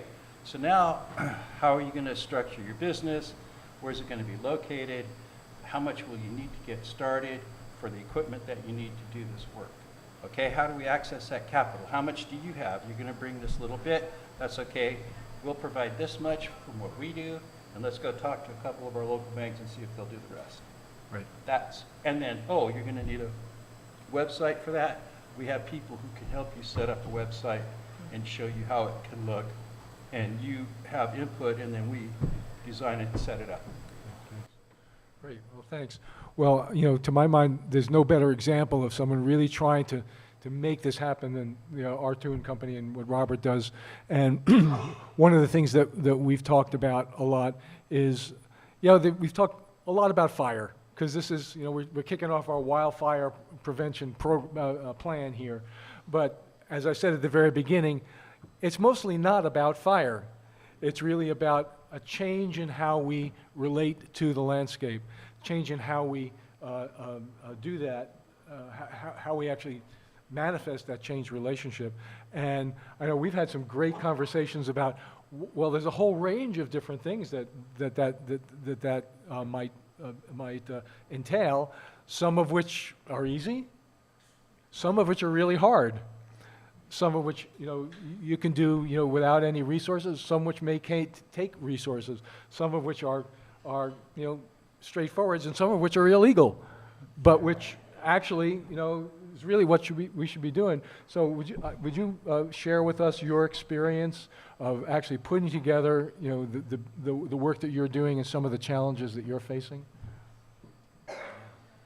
And if you could talk right into the mic. All within 10 minutes? Yeah. Yeah, first of all, thanks for having me. Thanks for creating a little space for me to be up here, and I'm happy to share with you. As I look out and see everyone's face and eyes, I see everyone's attention and focus, and as the world turns, there's always these things that are happening, and we're seeing where maybe we're separate and we're dividing, and we've been through a lot. We've heard from a lot of folks here today that have spoke about a lot of different things, but yet we're all very united here right now for one genuine good reason. I also see a lot of folks that I've probably helped or served along with our team. At least I'm hoping so. And it's an honor. I came here in 2011. I had just a little bit of a history talking about the experience, right? I got a kind of an awareness of how I've gotten to where I'm at and why I'm here and how we're moving forward. So I came here in 2011 following some time in the Marines and 2 deployments in the Anbar Province. Kind of heavy duty stuff. All of you people were here for me. This place was here for me. It allowed me to relax a little bit and heal. And just about that time, 2015 comes around, and here it goes again. I was, kind of coming out of all that. I think that burned the rest of it out of me. I was having some, my own trigger points with things blowing up and people with this look on their face of not knowing what to do or experiencing that level of trauma. I've been a lot of things in my life, all the way from a firefighter to a Marine to just being a dad, which is probably the greatest. But it's kind of like a gift and a curse to see people that are afraid and know what to do. So After that, I see a lot of folks that don't know what to do. They got the wind knocked out of them. In 2016, we experienced a new thing, which we always see after major fires, which is drought, pests. You know, just when we thought we had seen it all, we're about to see some more and then some. So like right after the fire, in fact, the lot that we're at up there across from the church, I stayed with Carl and Linda Parker for 2 weeks down in Lakeport with my family. And so that's how we got to know each other. And we played music, and we cooked, and we listened and lived, and you know, several people in that group lost their house. And so that was the first place that I ever cleared of all the material, and we burned it all. And that just seemed like the way to go at that time. I know there was a couple of grinders that were going at that time down in Middletown and Adams Springs. You know, there was different ways happening, but there were some folks that came from out of town that helped us to move forward because we were all kind of like wiping the tears from our eyes, and we had been through a lot. I'm gonna like go back a little bit to the beginning of this whole summit, which there was a panel of other people that were here, and they were all asking us to put a little bit different lens on how we see things. And I think each and every one of us, we're kind of like little kids still, but in a grown-up body. I don't see any youngsters out there in the crowd, but we all started there. And we all want to have fun until things get a little scary or out of hand. So that being said, when they're speaking and we're listening and we're all putting that lens on, we all have our own journey, and a lot of that journey can seem to get played over the present moment of what we're seeing. And that's what I saw right after the fire, which was that folks were making reactive choices because they were in a state of panic. They were in a state of anxiety. And I know one guy out there has also noticed that, and being conscientious about what we're doing out here is really, for me, listening to the forest.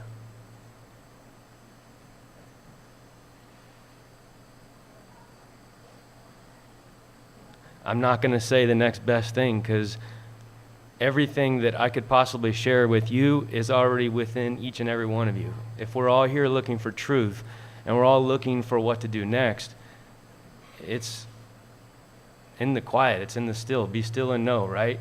So like, listen to the forest. What does it need? Well, I think of the forest as a big garden. And when we're thinking about our gardens, because I see a lot of folks I know that do a lot of gardening, and you know that I've been starting to mess around with soils and things like that, and thank you for your support on that. When we think about a garden, we're thinking about what we can put in that garden, but it all starts with the base, which is the soil, which is the duff. Thank you. Thanks for sharing, you know, because I'm where I'm at because of everyone else that's helped me get here. So when I think about rebuilding and I think about what that fire did, that's why you see us out there putting stuff back on the ground. Because it's important. Not only because it's important to grow something good, but it's important for all that invisible life that we never see because we're driving 50 miles down the road or 50 mile an hour down the road, or we're in a hurry to get to the next place, which is me sometimes, I know. It's to help serve everyone out here. I think we should all slow it down and just kind of check in with what the forest needs. And if we did, we'd probably hear birds chirping. We'd see the little bluebellies doing push-ups on the rocks. All is well, is what I'm saying. So we don't maybe have to go and do too much. But I'm going to circle back around here to your question. Thanks for listening to a little bit of my experience. How do we build a forest economy? Well, when we were all that young age and we weren't thinking too much, we were just imagining and having fun. And we mostly all had some sort of little toy box. even if it was a tiny one or a big one. But it didn't take long before we started to think right outside of that toy box, because we got bored with what we had, or we just wanted to expand or evolve a little bit. And I think that's what we're doing right now, right here. As we come into our new way of living here, our new selves, we're looking around, and this thing kind of came to me when I went locally from 15, 16, 17, 18, 19, 20, 21, 22, 23, 24, 25, to what the heck are we going to do with all this stuff? And when I pulled up, I'd go, I got green waste on. Green waste. Well, what is waste? Waste is something that is kind of like unvalued material, right? That's thinking outside the box. Waste is waste if we waste it. And so what can we do with it? Oh my gosh. Well, that began the whole process of what are we going to do with all this stuff? At the same time, I get several calls a day of people that don't know what to do with all their stuff. And they're calling in wanting to know what to do with the stuff. So I think, okay, well, I think of the garden approach. I think about what type of products, kind of uses. Everyone liked Lincoln Logs back in the day, and we all built these amazing structures and all kinds of little things and lived in those little structures even though we were big. We have a lot of great people, a lot of artists, a lot of people with a lot of gifts that have already done so much, that really we're just looking on to everyone to come up with that next greatest thing. And we're all probably sitting on something right now that someone came up with. All the amenities that we have, all these lights, the cameras, the cool drinking vessels, everything. It shouldn't be so hard. We just need to remember, because that's what I remember life is really all about as I get older. I'm sure you can all attest to that it's about remembering what it was like when we were younger, when it was funner, or we had more imagination in our forward focus. So to create a forest economy, yes, it does take money, but if you exchange the word money with love, then I think we're probably not short on any type of money or love or like super creatures. We just need to put it together and form something and move forward with it. I don't have much more to say on that. In fact, speaking really isn't my thing when you asked me to do this. Hey, thank you, Robert. Thank you. Yeah, that's exactly what I wanted to hear from you. Really, Thank you, man. Knew it's in there. I'm going to put you on the spot a little bit, Magdalena, and ask you, because we talk all the time about this stuff, and one of the conversations that we are constantly thinking about is how do we create the opportunities for everybody to become involved in the process of cooperation and exchange together. And I know this is something you've been actually thinking very specifically about, so if you could... Well, let's start with the word economy, so we can bridge what Jeff and Robert were talking about. So those of you who have studied your Greek, I'll just remind you, economy came from a word in Greek that speaks to the management of the home. Okay? Your eco, your home. Let's use this one. Okay.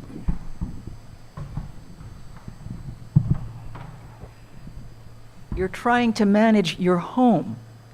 So you don't want your home to be a mess, but if you're managing your home properly, you're going to use all your resources, including the waste that seems to be useless.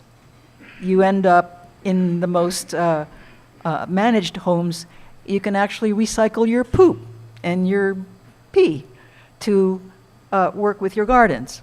Now, we don't do that in our individual homes, but the sewage plants are making money off of fertilizer. So we're doing it on a larger scale out there where you and I don't tend to see it. But right here in the forest where we live, there's so much more that we can be doing besides going, oh my God, I don't want any more trees. Oh my God, they're cutting the trees. And then you have everybody crying because they're not getting something that they thought that they wanted. So what I welcome in these conversations is, let's look at it all from a different lens. What have we got here? What can we put back into circulation so that we're getting the best uses? We're getting the uses for what these things can provide us. I can tell you that the county has been looking at things like, what do we do with all that biomass? I can also tell you that I get phone calls from people and emails, Magdalena, I would really like some free chips. Where can I get free chips? And I always have to tell them, go make friends with one of your contractors out there. They need a place to dispose of this stuff instead of taking it to the landfill. And you know what? Our forests need those chips. Why take those chips all the way to the landfill? People are spending the money to take it out to the landfill, and meanwhile the forest is losing nutrients because all of the leaf litter and whatever is now being carted someplace else, right? So I want to rethink all that. And I know that I'm taking a class now in things like, in a group called the Lift Economy, where we're looking at things like circular economies. How do you move the energy faster? Sometimes you need to move it slow, but you need to have many exchanges. One of the examples that they used was an Inuit village. And I think that we have something like this here somewhere, because I know, but let me describe the example first. So they used this Inuit village, and it was a set of villages, all these people lived there, and whenever there was a whale that would be caught, they started to see that there were a lot of exchanges, grandmothers, grandfathers, kids going over and helping people out and things like that. Then when they started bringing in tinned salmon and canned goods and stuff like that, all of a sudden there was a little less health among the people. There were far less exchanges of interaction between the villages, and things kind of started to go downward and downward. So the comparison between the whale, where it takes a lot of people to eat a whale together, and everybody got a little bit. Everybody got what they needed. The distribution was there. And a lot of our economy, we have problems with distribution. There's food out there, but we are not getting to it. Not only is there food out there, one of the things I learned by working with folks like Robert and our tribal folks is we're living in food. This area, you heard Corinne and Jordan and Ron talk about this area fed thousands of people.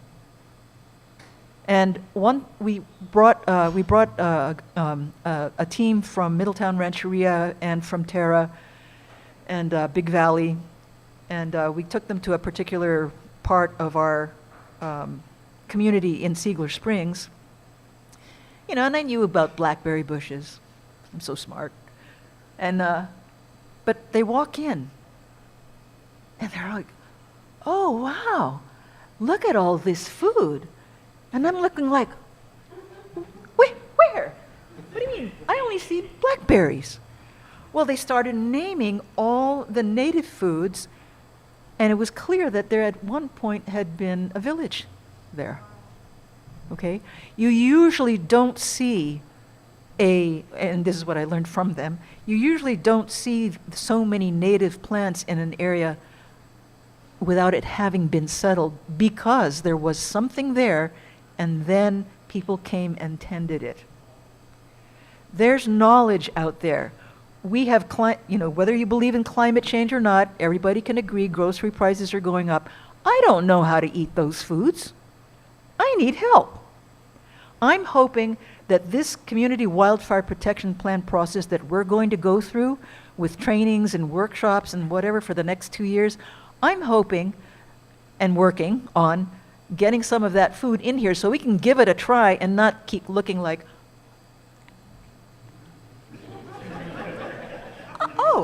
it's kind of nice. I want to live like humans together, enjoy together, right? See what we actually have. Have cultural eyes. Cultural eyes means we've lived with the place. We know what's here. We know how to act so that we're always going to have the things that sustain us and how to sustain each other, right? You've been hearing all these presentations today, all the conversations, and I feel lucky that not only do we have landowners like Scott and Peter that are willing and interested in doing things like that, but we have contractors who want to do stuff like that.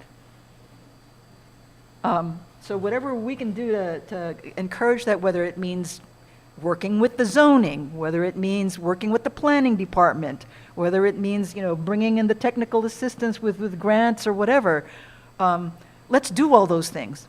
Figure out where they all fit, and we're going to have to learn it together because, guys, I've been doing this for 9 years. I didn't know fire. I gave you a list of acronyms. I've had Fire Safe Council people ask me for that list. There's a lot out there. There's a lot to learn, and there's a lot to learn together. So we're not all going to have the same level of knowledge. Everybody's going to have a bit of expertise that they can lend, and we need everybody's expertise here. We just do. So that's what I would say. Well, that's fantastic. I think I might just even leave it right there. We're actually on, that will actually put us to end on time, and we love ending on time. At least we're not ending. We've got our one final little piece scheduled to go at 2:30. So I'd like to, Paul, are you around in the sound of my voice? Larry, if you just kind of grab Paul and let him know that we're about ready to, while we're waiting for Paul, I just want to, I'll wrap up this panel by saying, as I said at the beginning, this is a kickoff. This is the beginning of a process that we are going to be, a journey we're going to be on for 2-3 years, depending on funding.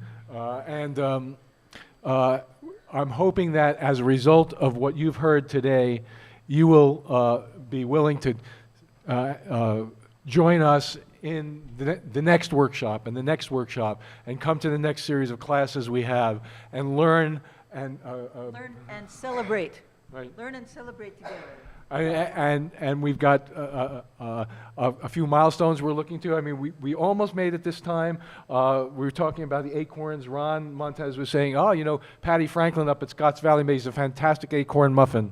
So we were hoping we could get acorn muffins for this time, but hopefully the next time we have a gathering, we'll have acorn muffins. Or Angie Winchester, who many of you know, who just stopped work in the Cobb School garden. Yeah, she says, I do acorn buckwheat flapjacks.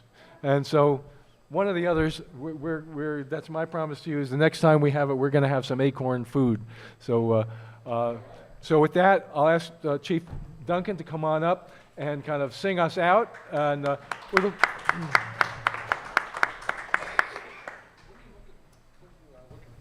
just where things at right now? What are we looking at for this season? Just to make it real, bring it back down to ground. Yeah, we've had all this stuff we're planning for the future, but you guys cheer them up, and I get to make them all depressed. Perfect. No, I'll come back again after. No, thank you for the opportunity to speak. I'm trying not to make it too long-winded, but I do want to say some things. So and Ron's not here, but we have been including a lot of the tribal elements in some of our burn projects. And what is really great is to have Ron come out and do a presentation for a bunch of fresh-faced firefighters and really give them a perspective of what tribal burning is, appreciation for the land, and some things that we just don't get on a institutional, this is how you put out a fire basis. So really that restoring that connection with that next generation of how to fight fire and how to do land management, incorporating some of those techniques and things, and talked about bugs and trees and the relationship and a healthy tree producing acorns as we're doing these vegetation management programs. And it was great to see just these wide eyes and just open ears of how it had been done for thousands of years and where we need to get back to on a land management side. So I have told Ron thank you repeatedly, welcomed him to those kind of events, because I think that is key in not just today's process here, but where are we taking the next generation and how we get that land, that appreciation for where we've been. I'll give some history on Lake County. 70s, 80s, even in the 90s, Lake County was known in the fire service as a fire factory. So, fire factory, because we had a lot of fires. So it's not uncommon. The terrain up here is suited to that. The fuels are conducive to that.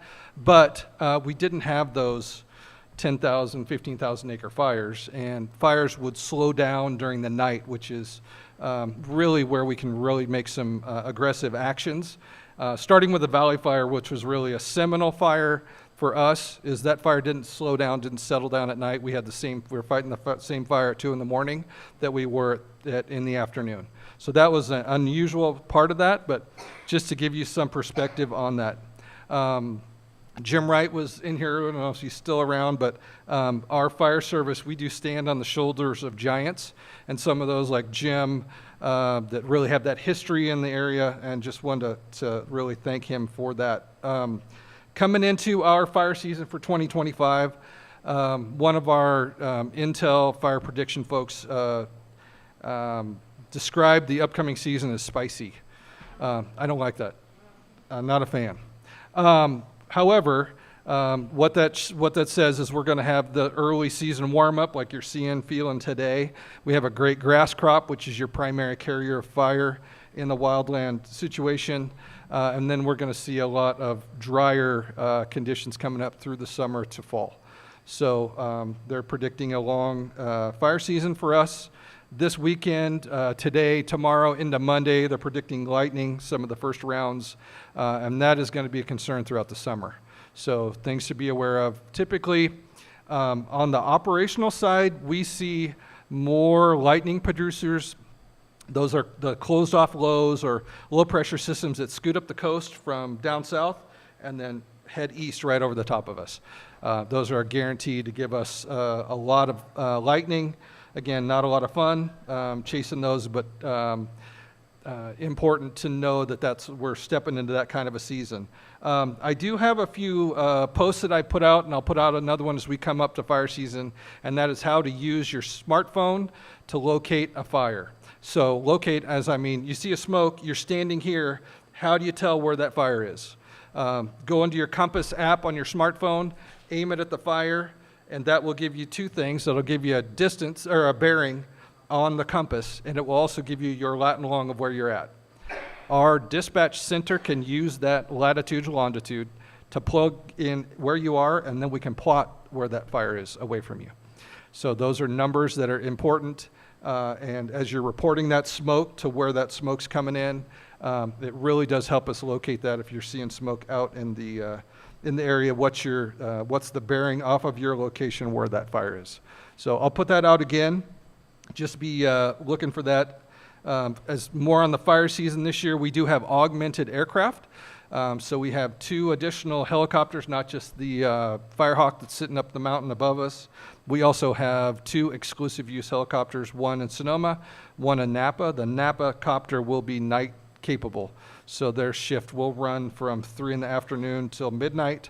So we'll be able to have aircraft over the fire at night. This is a change, something we've really implemented across the state, because it's not really the water dropping at night, it's really being able to see where that fire is and where it's going, and kind of that information intel that we don't have without those eyes in the sky.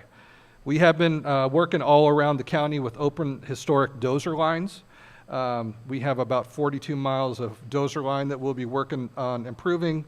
Another big program we have coming up in the next couple years is folks here should be familiar with the Widow Creek fire.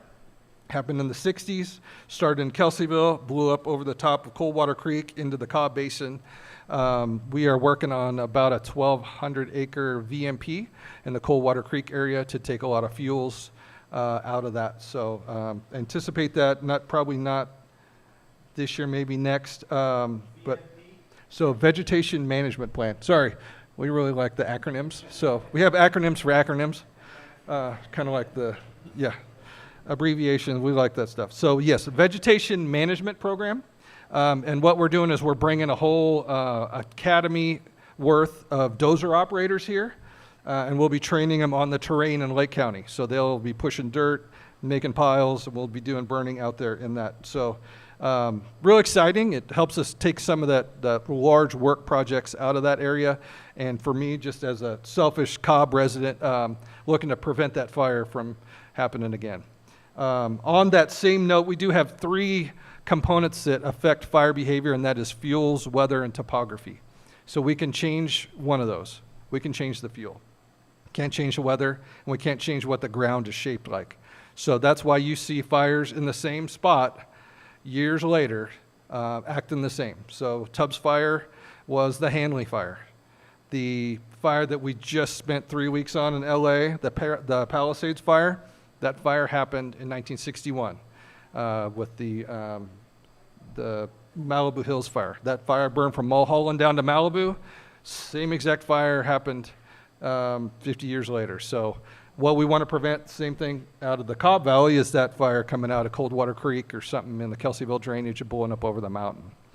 We are working on another large vegetation management program in a burn. It's be the first in the county burning the sides of the highway and the median on Highway 29 in Lakeport. So we're going to go from the Nice Lucerne cutoff into the town of Lakeport, burning both sides of the highway and the median, because we get a lot of roadside starts in that area. So people driving down the road with their trailer chains dragging on the road, creating sparks. And those are always a challenge because you have homes right up there. So that program will put about 30 feet of black line from the side of the roadway up to the slope, and for that distance in there. So that'll be a first of the kind in the county, but really looking forward to that. Bouncing around a little bit here, Ready, Set, Go. Wanted to just make sure everybody was aware. You can visit readyforwildfire.org. Those same materials you saw outside on your planning and what you need in your go bag are available on our website, the readyforwildfire.org. And I did want to tell one thing that I've really been trying to push the messaging on is Zone 0. So that is the area, the ember-resistant zone from your house to 5 feet out, nothing combustible. We say that's one of the most important zones, and I would agree with that, because we can't provide a fire engine for every house when we get a fire, and that house needs to stand on its own. So with not having any fuel there, not every fire is a valley fire. You don't have a 100-foot flame fireball going over the top of houses. There's nothing to do for that. It's prevention, but once that fire gets started, it's going to be deadly. What we can do is that when the fires settle down and they come down to a ground fire that's a flame length of 2-3 feet tall, then that fire, as it marches towards houses, if it doesn't have continuous fuel to get to the structure, that structure will stand. And the fire will burn right around it and go on to the next. So really important to get that Zone 0 done. So nothing combustible, no chips, no grass, no vegetation. It's having that all the way cleared, all the way around the house from 0 to 5 feet out. And my phone just keeps telling me it wants to go to sleep here. Last I'll talk about is what I like to call doing the right thing at the wrong time. That is weed eating when it's 90 degrees outside in dry grass. Please I see everybody going, yep, yep. 40% of our fires last year were caused by equipment. So mowers, weed eaters, tractors, equipment out in the wildland doing work. So 40% of our fires could have been prevented by not operating that way. So don't run a weed eater when it's 100 degrees. Definitely don't do it in the afternoon. And metal blade mowers shouldn't be used anytime the grass is dry. So keep that stuff out of there. Help us. Don't get that ignition started. They say what happens is even with the string trimmers, that grass will get around the head of the trimmer, generate heat, and start a fire. So it's not uncommon for us to pull up to a site of a fire and see equipment and then burned up equipment and fire all around it. So it's pretty easy to spot a cause in those situations. But I'm also here to answer any questions folks have. If you want to, yes, Dave. Sir. I say this only partly tongue in cheek, but is there anything that can be made more difficult and complicated about getting a burn permit? I've looked recently, and it seems like there's a new website with something that doesn't work, and it refers to something else, and that one points back to something else, and it's like I got into a weird circular. Yeah, the burn permit process transitioned from the fire chiefs to the Air Quality Management District. So that has been a challenge with that program. I would reach out to your community advocate, who is Jessica Peiska, and let her know of the issues with the system, because that is a county agency, even though they report to the California Air Resources Board. Yep. Yeah, that is a division of that. Yes. The Napa Resource Conservation District is holding a webinar on how to do a smoke management plan using that prescribed fire incident reporting system. It's going to be on Tuesday and Thursday, this Tuesday and Thursday. So if you go to Napa RCD, you can register there. It'll go step So by step. Napa, the Napa RCD website for how to get a smoke management plan through the PFIRS system. More abbreviations. Love it. Glenneth, did you have your hand? Yeah, you guys did amazing work with all those big trees in Middletown. Thank you. You're welcome. And you turned in, you resulted with a lot of biochar with a massive stack. The rumor is those are free, but I got a small lot. I don't need a big. Sure. Is anybody going to break those down? Yes. So Glenneth had a question on the biochar in Middletown. We ended up with about 450 bags of 1,200-pound totes, so 450 of them. I had 2 of them dropped off at the Middletown Garden. So they're sitting over there. They're on the southeast corner of the Middletown Garden, just sitting on the ground. Take your 5-gallon Home Depot bucket over there and get all you want. Because unless you need 1,200 pounds of it, it's a lot.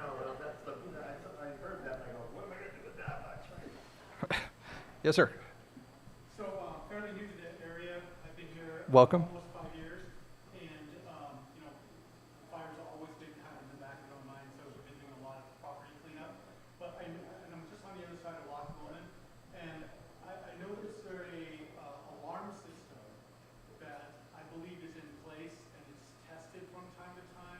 Is there a way to understand? So I'm not, fire. That there, I know it's a test. Sure. Rather than the real deal happening. So, How do I get information? so Lake County Alerts is the Lake County OES website. Sign up on that website for notification from them, not just for the alarm testing, but for any kind of evacuation. So that is the community evacuation system, is the Lakeco Alerts.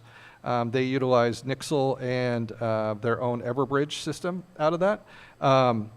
The sirens that are placed around the community, and I'm aware that there's gaps and issues with those, but that is what we have currently. Those are there as a community emergency notification system that says pay attention to the information coming out from Lakeco Alerts on what emergency is happening and what you should do. So that sirens doesn't mean you need to evacuate now. It just means pay attention and look for more information, because it's a one-way siren communication out. And if you're new, the Cobb area radio network, great thing to have that will help you with staying in communications. Go ahead. Thank you for your service, Paul. You bet. So you're mentioning that this year is being sponsored. Are you coming yourself in as a fire watch as well, knowing that the conditions where it's going to be? The question was, are we posting any fire watch or anything in the community as relates to the high fire danger? That would be no. However, we do have cameras that overlook this area on a 3-minute rotation. So all cameras have been upgraded to AI technology. So all the Alert California wildfire cameras have AI technology for smoke detection. What that means that they stop, they take a picture, and that's every 3 minutes. They make a rotation. They stop, they take a photo.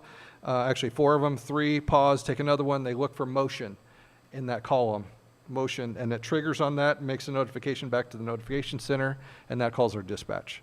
The nice thing about that over the fire tower is at night the fire tower can't see, it's just some glow on the hillside where the camera can actually pinpoint that, can switch to infrared, locate that source.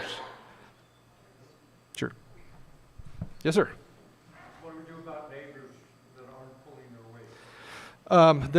weight? The question was, what do we do about neighbors not pulling their weight? The community development has a reporting of hazardous lots. So you can report hazardous lots on the community development site for reporting of hazardous lots within the county. Know that there's one person assigned to that program.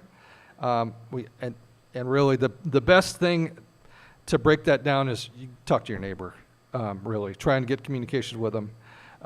If you can reach them, to try and have them do clearing around their lot, or the community development is the other option for listing as a hazardous lot. Sir. Last time I looked at this, apparently our only option on lots that are less than an acre is to haul it off to recycling. Correct. Or to recycling. Well, that's You have to have something to haul it in. oh, Is there correct. any possible option to get a community biochar? Well, we did have a community drop, actually 2 community days of drop off at the biochar machine down in Middletown. But your options, if you're under an acre, is green waste or hauling it to Quackenbush for disposal.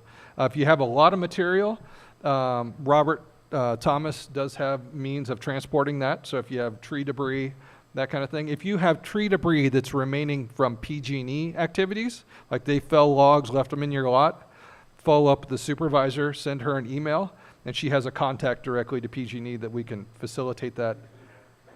What, been doing that? Well, they ran out of money in that program, but if you're on the list, then hopefully we can get to you before. And I see. So I have an acre. Yes. And I have stuff to haul away. Okay. There's no publicly funded means of doing that. You still have to pay for that. No, because I did take stuff down in Middletown also. Oh, good. Perfect. Yes. I see another hand. Okay. Thank you, everyone. Have a safe fire season.